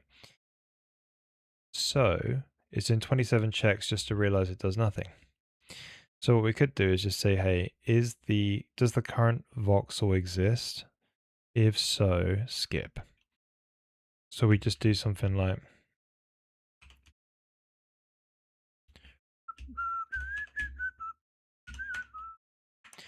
so it's going through a bunch of air and just not needing to do anything.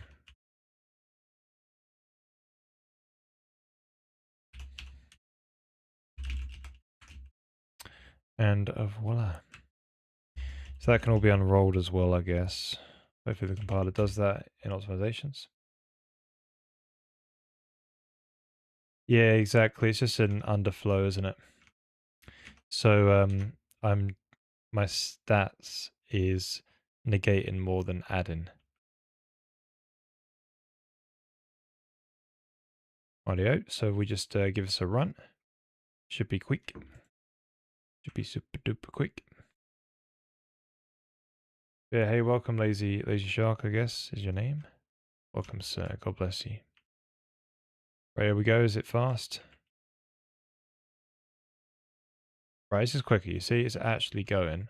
It's flickering though, but that's okay. I don't really care about that. It's actually going reasonably fast.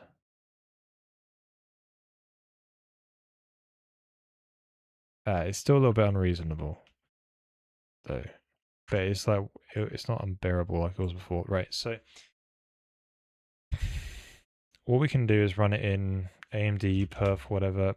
You know, there's much better sampling profilers than this. I just installed this one and it sort of helped me out, and I can't be bothered to install another one just yet. The UI on this is not good.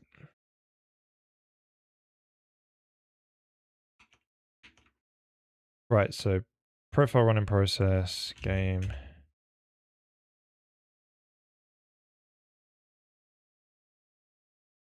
And go.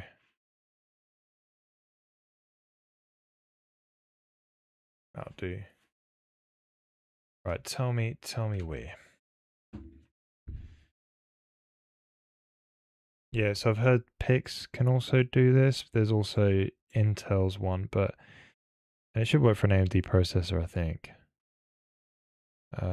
But yeah, this UI, like you can.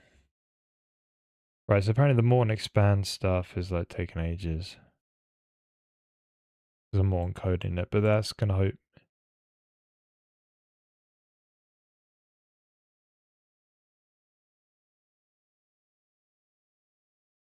Like nothing's too. It's all quite evenly shared, so it could just be the sheer amount of voxel data you're going over. It's not spending.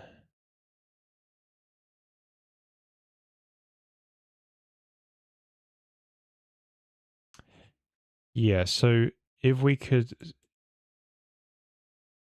improve on this, it's just one instruction, right? Is it doing the special instruction? Yeah, it is. Lovely. That's cool. It's just all right. So when you go through this, it's doing.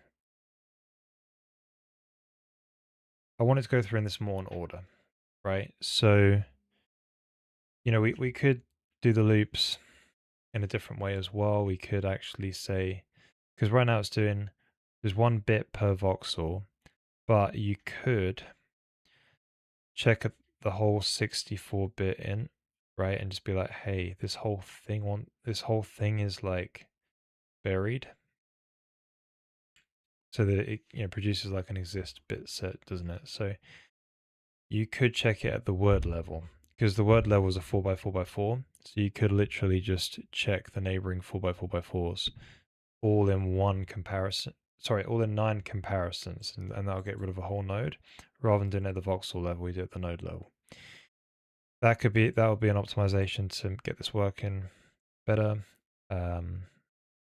It won't be necessarily too good for generating little voxel models, maybe, but it might be. It might be actually. But so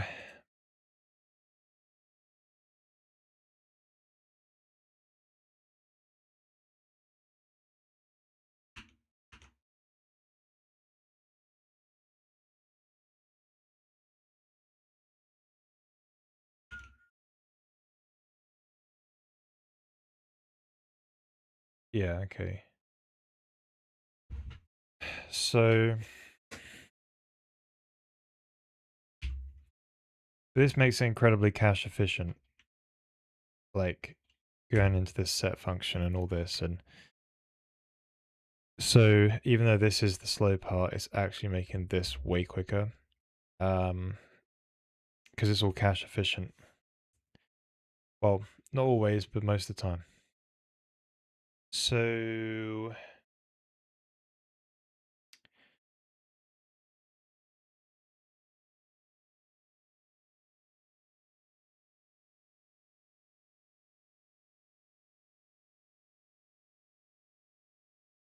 we could instead sweep over, as I said, the words. If you sweep the words,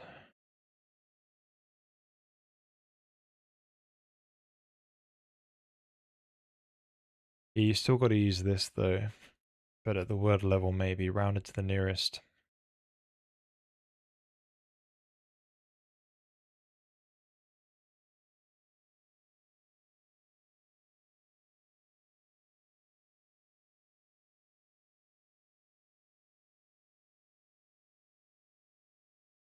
Yeah, this function here is also good. The reason why it's used so much is because this calls it like 27 times. Right. Yeah, this could work.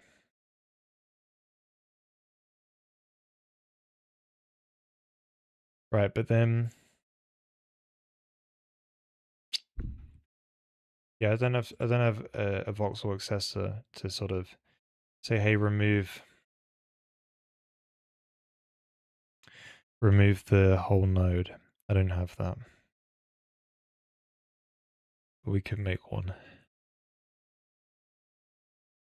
Yeah, even if you just iterated over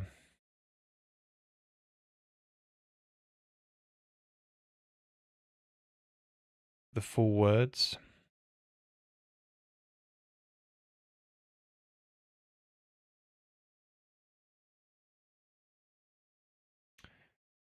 Do you like generics? Would Odin be your choice as the alternative? Not really. I don't really lack anything. The reason why I use C is because I want to lack everything. Like, because as soon as you have too much stuff, it's like you got to have a lot of. Okay, what's the analogy? So basically, C++, there's so many evil temptations that you will ruin your code base with it, right? So the reason why I use C is because when you want to do something evil, there's not pretty syntax to do it in, right? When you want to do something that is a bit rough, that you shouldn't really be doing, you have to be using macros, right? And so when you have to be using macros to kind of do what templates and stuff. So for like a growable array, I just do this, where I just generate a new type and just do these sorts of things. And then it's just a void function, right? And this is super great. It's like, you know, barely anything going on. You don't have any of the horrible constructor stuff. Completely avoid convincing yourself that's a good idea and then messing up your whole code base. Keeps everything simple. The hash table, a little bit more complicated. Most of the functions do remain kind of void-like, but you need some type safety. So you just generate that and it's part of the type. And the nice thing about this is these functions are reusable. And so the compiler could probably just call the same function rather than template generating the whole thing again and again. But it might also inline it and end up doing similar sorts of things anyway. But yeah, so this is why I'm happy with the roughness of the language, because it allows me to sort of keep my code simple. Whereas if I could do this easily, the code base would just get far worse. Functions and structures are all you basically need.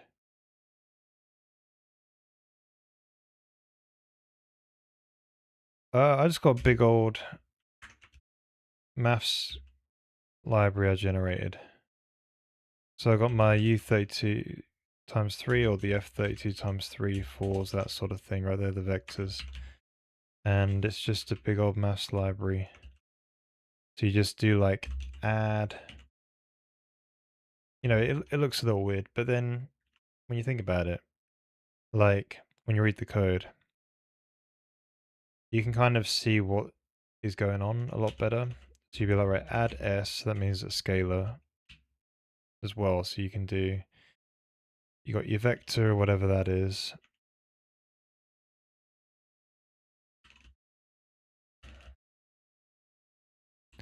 And then the scalar on the right, and then you get your new vector, yeah?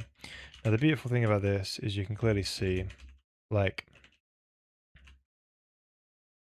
that, what the inputs are, when you know the functions and that. And you'll basically just put them on kind of one per line anyway, rather than just doing a whole load of them over the page. But not saying I'm perfect at doing that either. And you'd actually make variables for them and things, but you see them here. It's all right. Does the job. You can kind of see what the instructions are. That's the benefit. It's like looking kind of at like a pseudo assembly in a way.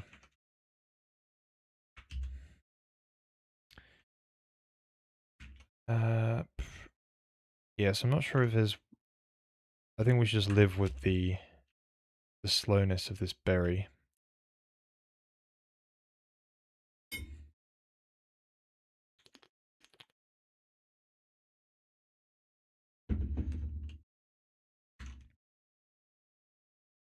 And we'll also remember this is in debug builds. So this is going to actually be way quicker in release build. So, well, I say way quicker, but yeah, it'll just be quicker, right? So I've not obviously tested it. Right, I'm happy with the way it is. So what's the next thing we want to do? So the next thing I want to try out is like, right, let's throw it into LZ4. Let's see how big that is, how much time it takes. Let's save out to disk. Do we want to save out to disk? Yeah. Begin to try and save out to disk. Yep. Compress it, load it, or uncompress it, load it, time everything and see what's going on, right? So, well, we should probably fix the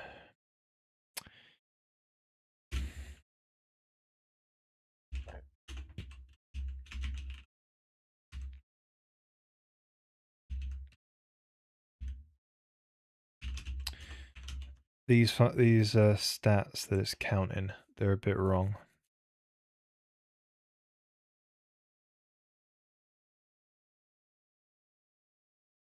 Yeah, I was playing about with Clang's extension type, and I think that being explicit is more readable.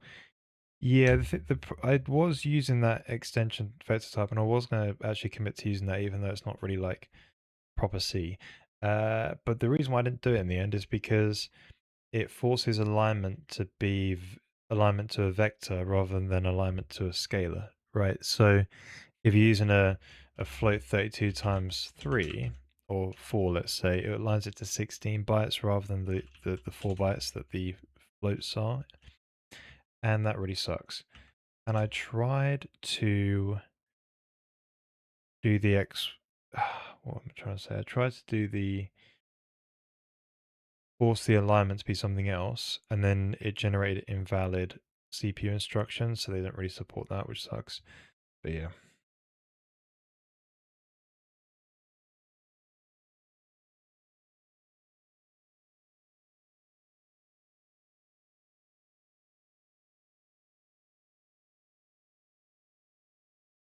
Yeah, SIMD instructions. That's what the vector types end up doing as well. Math operator overloading is for SIMD looks neat. Yeah, I know Odin has a nice feature where basically arrays have swizzle syntax and they do multiply and all that automatically, right? That's it's pretty cool. It is pretty cool. Bam, bam, bam. Yeah, so these numbers are a bit out of sync. So, right, it doesn't fit on one page. Yeah, here it does the plus. So we do the count, and the count is okay. So this one rounds up, doesn't it? Right. Gotcha. So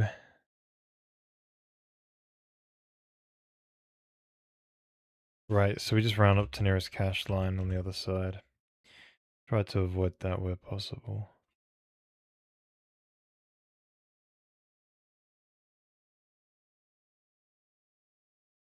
Mm.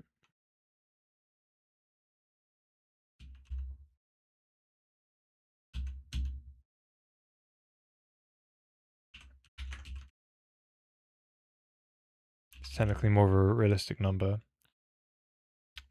So when we do the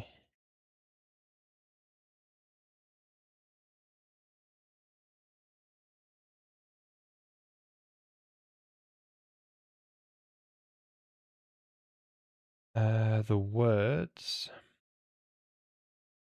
that's already done the roundup anyway. The roundups, the nodes count. Yep. And that's already rounded anyway. Cool. Right, so that should be the fix of the numbers. So we should be able to see the new numbers now. So whilst we run this, let's close that.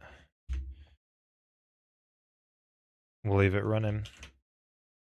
It'll remove the buried voxels and we'll just catch it in a sec. So, right, I want to go to the game where it does the generator, and the buried voxels are here, right? So then it does the capacities again, which we're trying to wait for those numbers and see.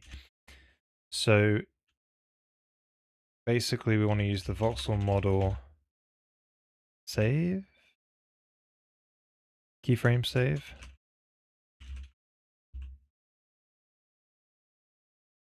And you pass in the save structure.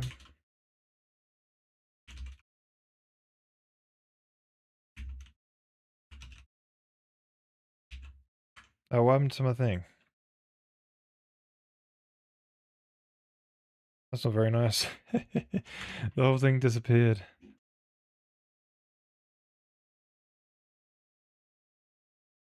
Right, but it did remove some nodes, and it did heavily remove the amount of voxels, like a whole order of magnitude. Ain't that great? So, pretty good. Pretty good. As you would expect, tons of savings. But my whole map disappeared.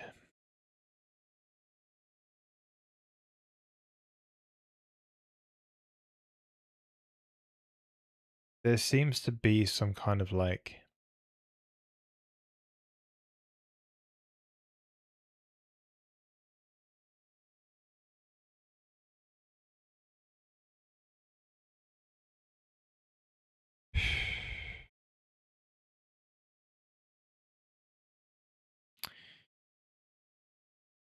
yeah. Whereas it's come out for a sec. When it's uploading, it's flashing all over the place, and it shouldn't be doing that.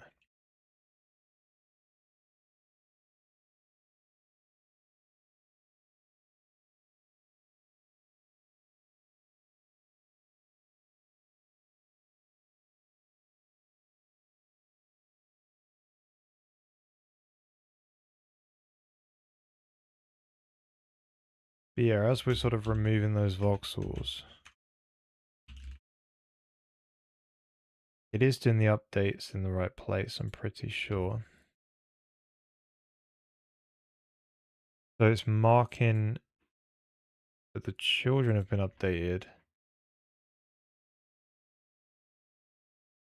after. Or what's that words count? Were you talking about the right thing? Yeah, it's in words.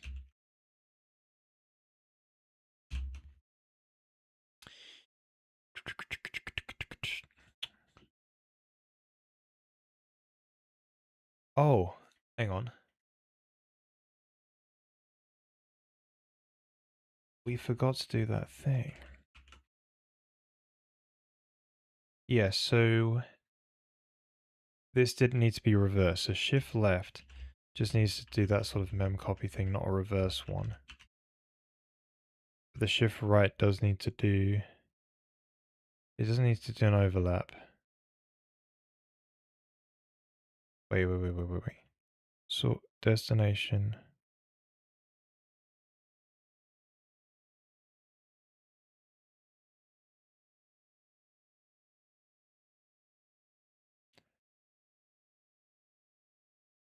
I think we can just do that, but still, like the mem move is a lot safer than my mem moves. It probably checks, does a check, and will do a reversal forward if need be. But yeah, what was the other one? So all that shift to right. Use that mem move, perfect.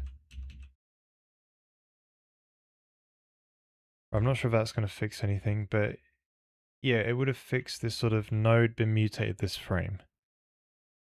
And then that, it might have reallocated a bunch of nodes or whatever as well.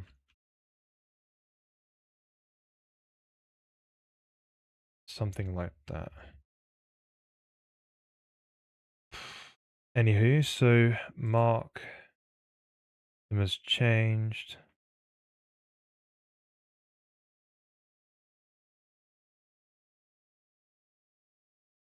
Mark the children as being changed, but the children count would have been way too many. still we should be fine.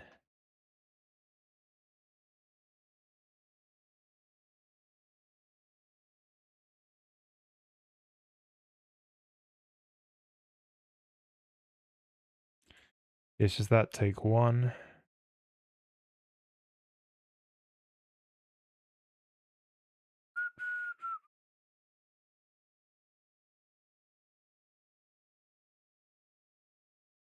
Yeah, it's quite alright, really. Although when you deallocate, yes, I think what could be happening is you could be mutating this tree and the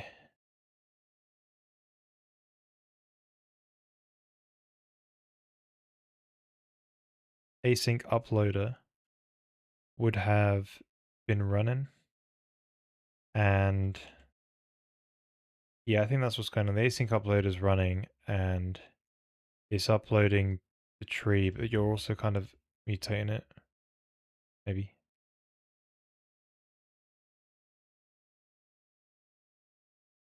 See, the problem is we're just trying to render at the same time, I think, which you should never really be doing. Yeah, right. So anyway, have we tried to use this in the yet? We have. What is this? Oh yeah, the file, the sort of special file. Yeah, sorry, the voxel builder, of course. So we just want to do something like, oh, it's right here, this whole thing. We copy all this.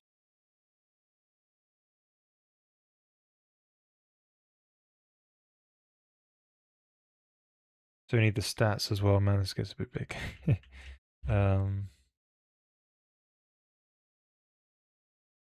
Plop that there.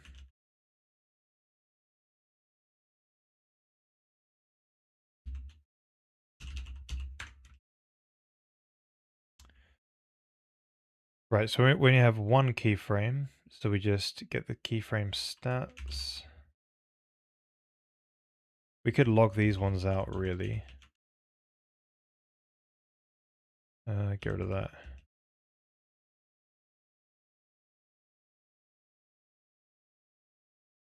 Keyframe. This is how many nodes the tree has, how many material indice words, allocations. Separate allocations basically for each of them, right? How many different allocations are there? And we could just print this out.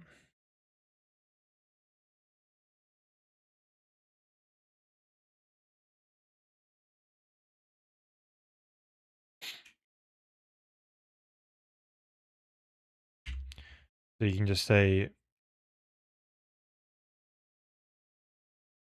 you could call it chunk, but you can just call it map model. So we'll have this many nodes, this many also material indice words, and we can leave the allocations out because I can't be bothered with that one. Be a nodes count and cool. So that'll be useful to see. Now it's working out the size.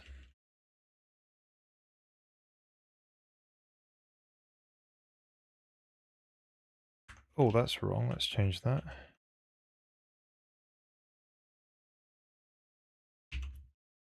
So that's the header. Also model file. There's only one keyframe hash, therefore that much node data, that much voxel material and indice word data. So we allocate ourselves some writer memory. So we've got to get the allocator from a separate place. So let's just slap a to-do in there, because we are going to do this later on anyway. Like, this code is going to be useful, it's not a waste.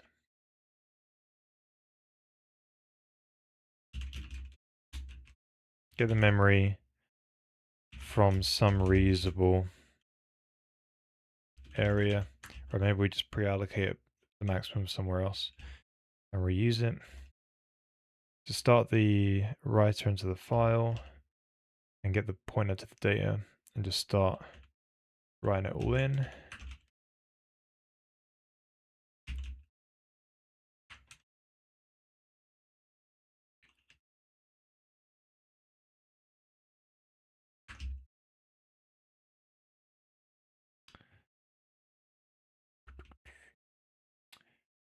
So allocate the variable length arrays, populate the save structure.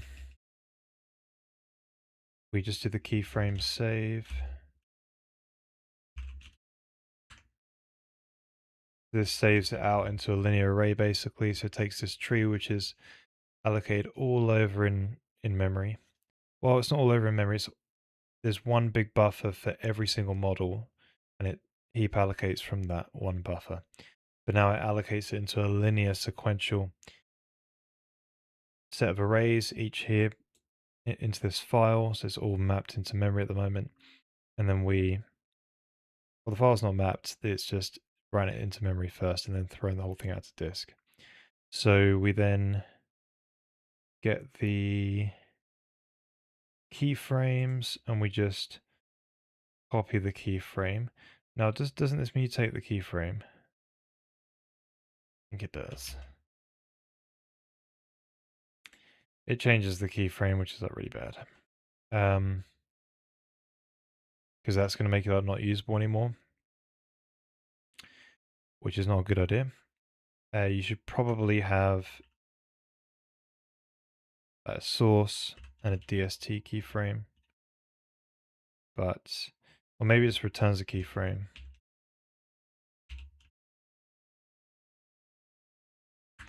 Nah, because you write all your keyframes out, didn't you? I don't know.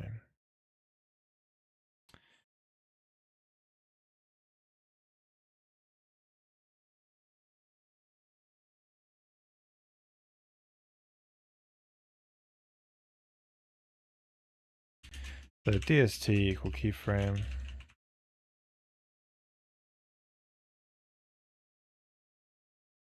See, load also does a similar thing, but will we ever use the load?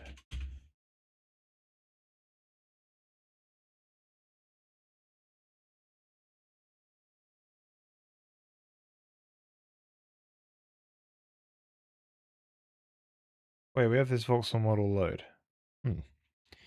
Maybe we should have a voxel model save.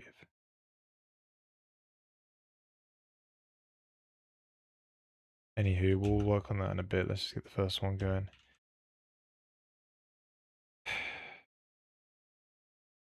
But yes, DST.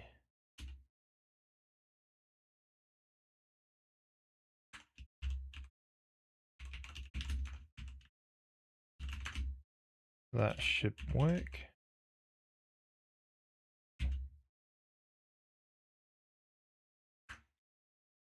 So it's your new keyframe.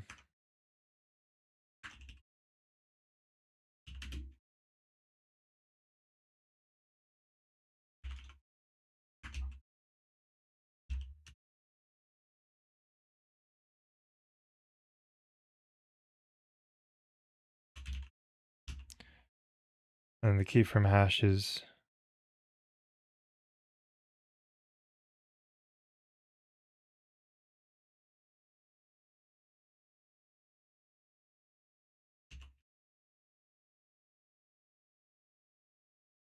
we probably want to set it as some kind of invalid value where we can say anything that's got a hash written as 0, we don't really want it to be shared or something or reused. I don't know. Where did you get the hash from? Yeah, we'll ignore it. So the hash is meant to be so we can do like a deduplication of all the models basically. But yeah.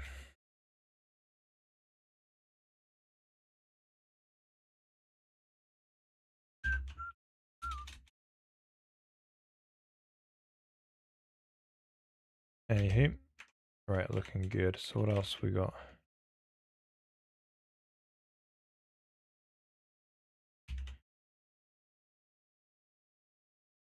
All right, so That should write it all out. And what we'll say is, we'll do another log.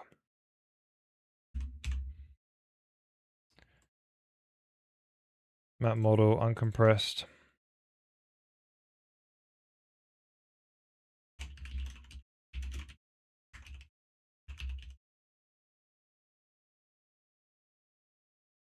So that would be binary writer.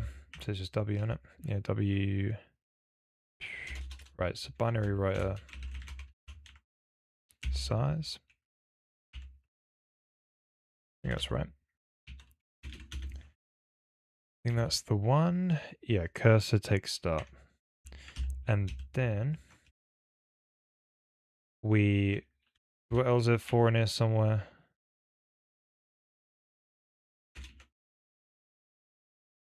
Bring it in.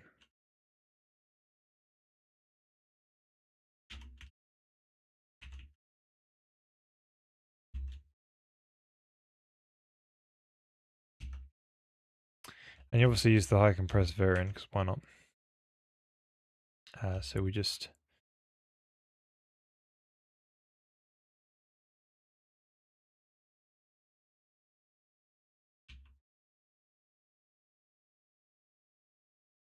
yeah, LZ4HC underscore compress. I don't know. Confused.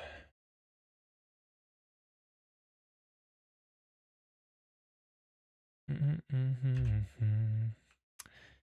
they have to swap it the other way around, right? It's source destination rather than destination source. Anywho, so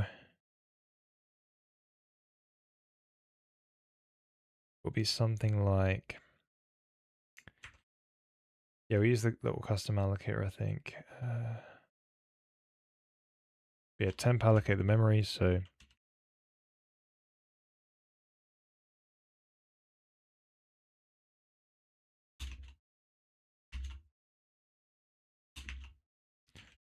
allocator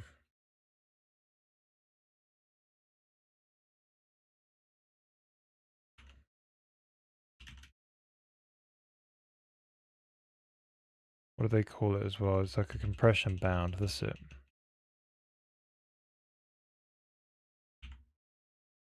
So DST bound.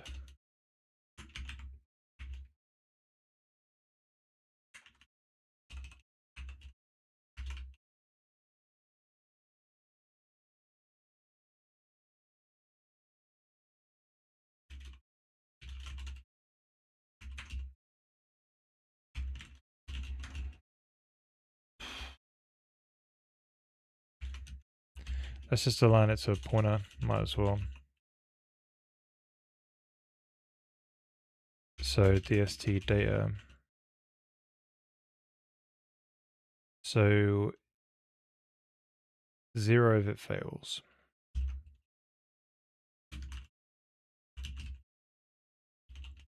So you call it like DST size, basically.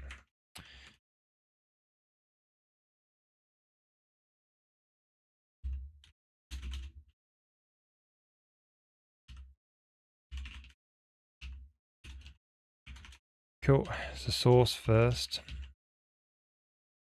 So the source is binary writer. Allocator. Yeah, the header. Right. I think.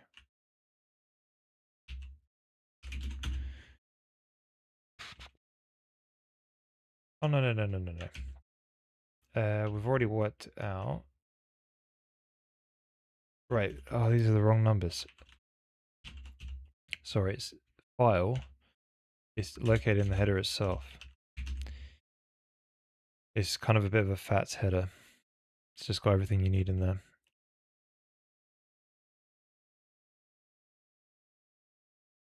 Yes, it's actually F, the file you want to put out.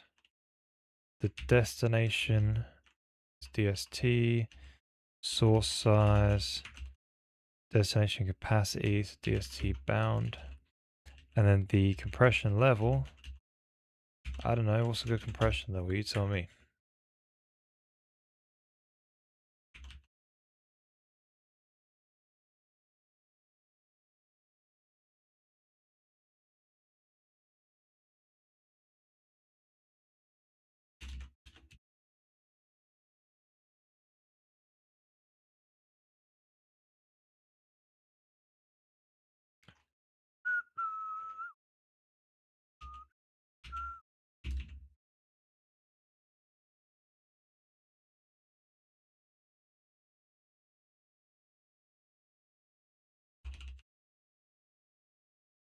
Oh, come on. Right, so compression level. Any value between 1 and level max will work. Right, they're up here. So default is 9. Let's just do 9.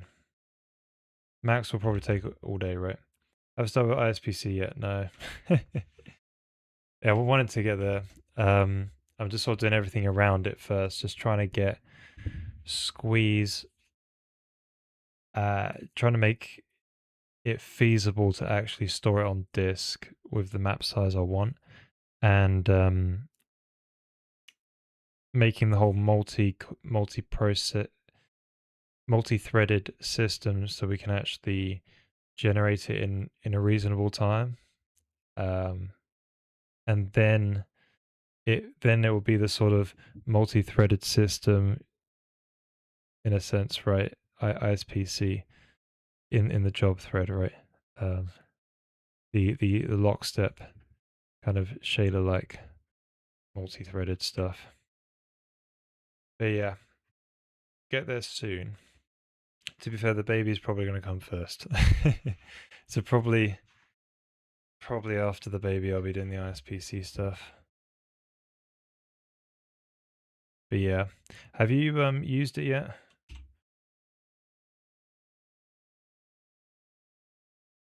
Have you used it for a project before in the past? Without obviously telling any industry secrets. You're waiting for your right. um yeah, yeah, it's gonna be interesting, a lot of fun. Like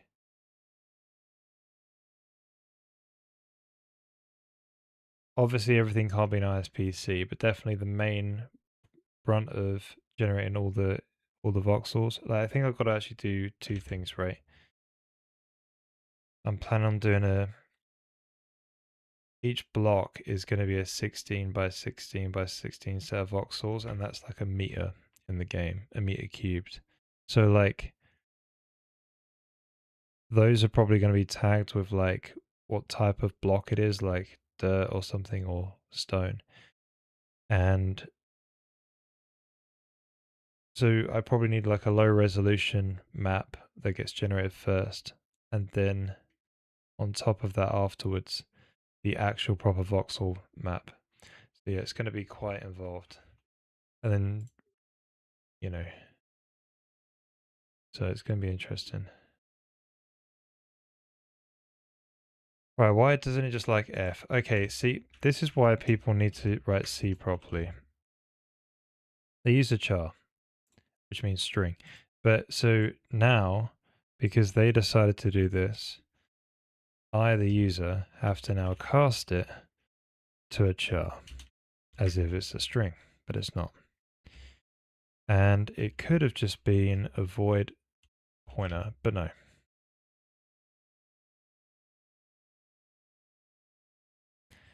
So it doesn't implicitly cast. Anyways, I'm not sure why destination implicitly casts. Oh, because it's void. Right, so what I could have done is... Oh, take that. uh, wait, this will be even better.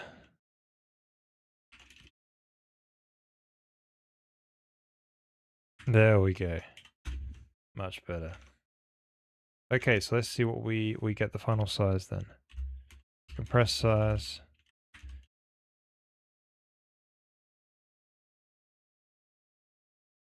Here we go. Yeah, exactly. They didn't even do the... You know, they're just super lazy about it. They could have done an unsigned 8, but then again, it's like the user's perspective of void is the way. Oh, we need to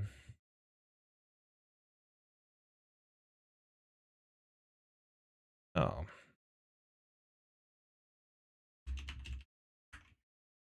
I don't think I've used this yet. I think that's right. Computer says yes. All right, here we go. Let's see what happens. Yeah, it generates the map. And then it does some sort of like buried voxel removal. So here it is, removing the buried voxels. I was flashing like crazy. And when it's done, it's going to be doing, so it'll print out when it's done. Please don't disappear. Don't do it. Oh, we ran out of memory. What do you know? But at least told us how many nodes it is.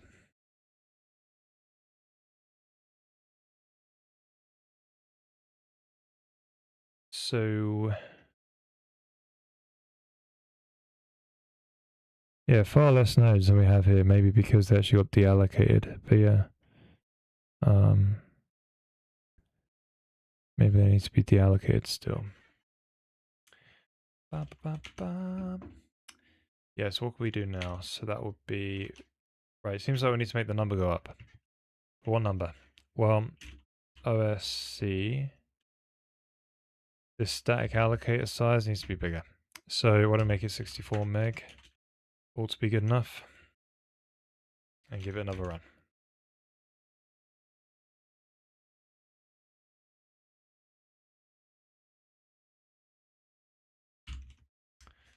Right, see what we get.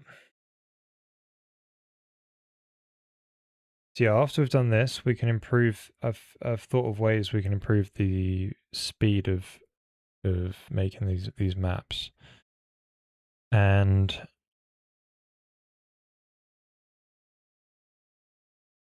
yeah, we'll probably make the generator know if it's buried underground maybe first, and then remove this whole step of removing the buried voxels. Oh great, it's done it. Sweet.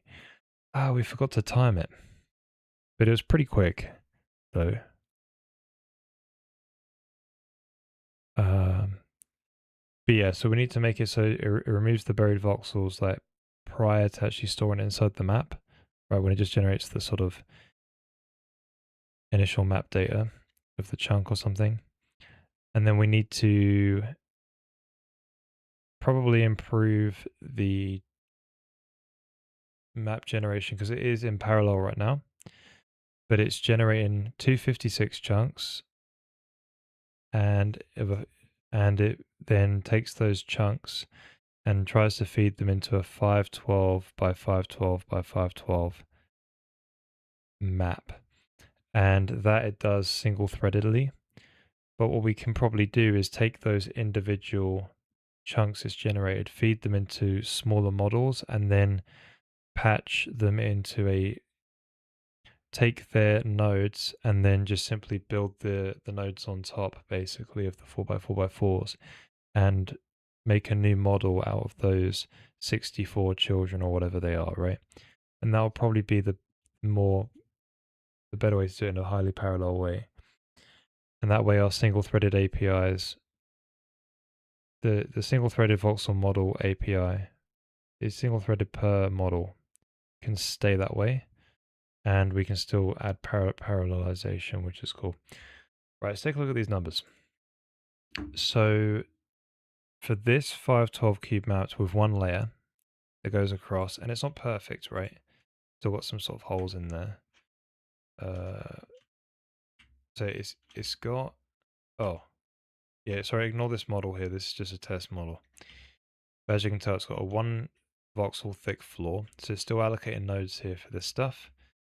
And it's still allocating nodes for all the intermediate stuff here. So what I mean by nodes is, oh crap.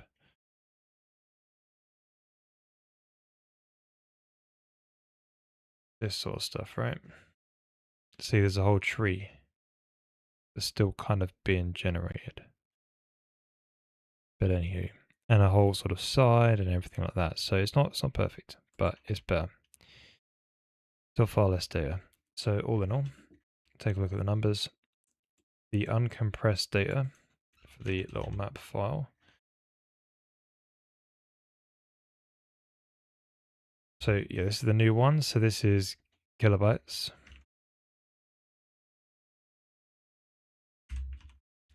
2 megabytes, right? All in all. So 20%. So that actually, so it might be because the voxel data is so, there's only 17 different materials and they're all kind of similar maybe or whatever. Probably what's going on. But it's getting a good compression ratio at the moment. But yeah, stuff to play around with. This is probably the way to go. So if you have,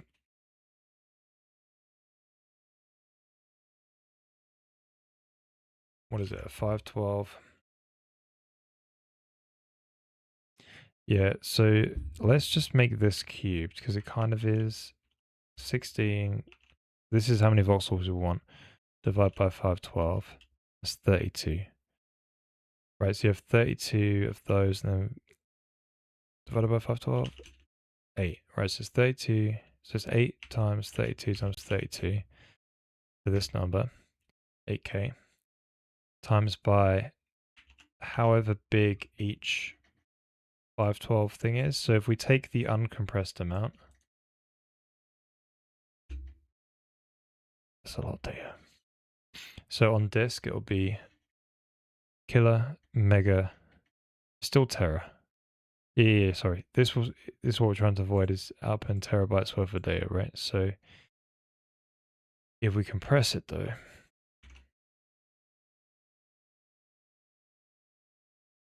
sorry, multiply,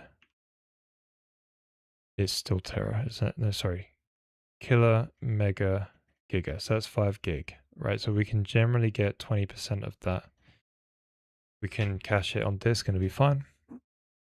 If we can't, then we just go with a smaller map. That's basically it. So yeah, and this is only one layer, right, of terrain. Again, it's not super optimized on the sides, but then again, we've got probably probably highly compressible data, maybe, I don't know.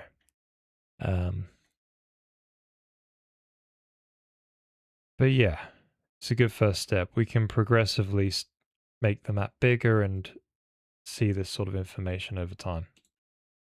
But yeah, this is a good step that we've made today. Happy about that. But yeah, I gotta go now, guys. But yeah, it was good. Happy we made it. Now we've now got interior. Doo-doo-doo-doo. So next stream is Thursday. 7:30 p.m. GMT +1. There's a schedule down below in your own time zone, hopefully. And there's a YouTube channel. I'm going to come chat in the meantime. And sorry, you're going to watch the streams on the VOD channel out there on YouTube. There's also a YouTube video going over the game that we're trying to make and build towards. There's a Discord if you're going to come chat in the meantime. And there's a way to support the company, the studio, and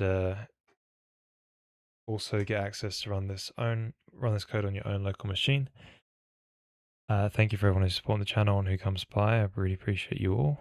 And yeah, hopefully see you all in the next one. So Thursday is a stream. Friday is also another stream at 2 p.m. GMT +1. But yeah, my wife is also like super pregnant. From last Sunday, it was 2 weeks away as the due date's the 6th. So it should be second son coming very, very soon. And when he comes, I'll be off for probably some like 2 weeks, and then we'll come back and get going again, hopefully. But yeah.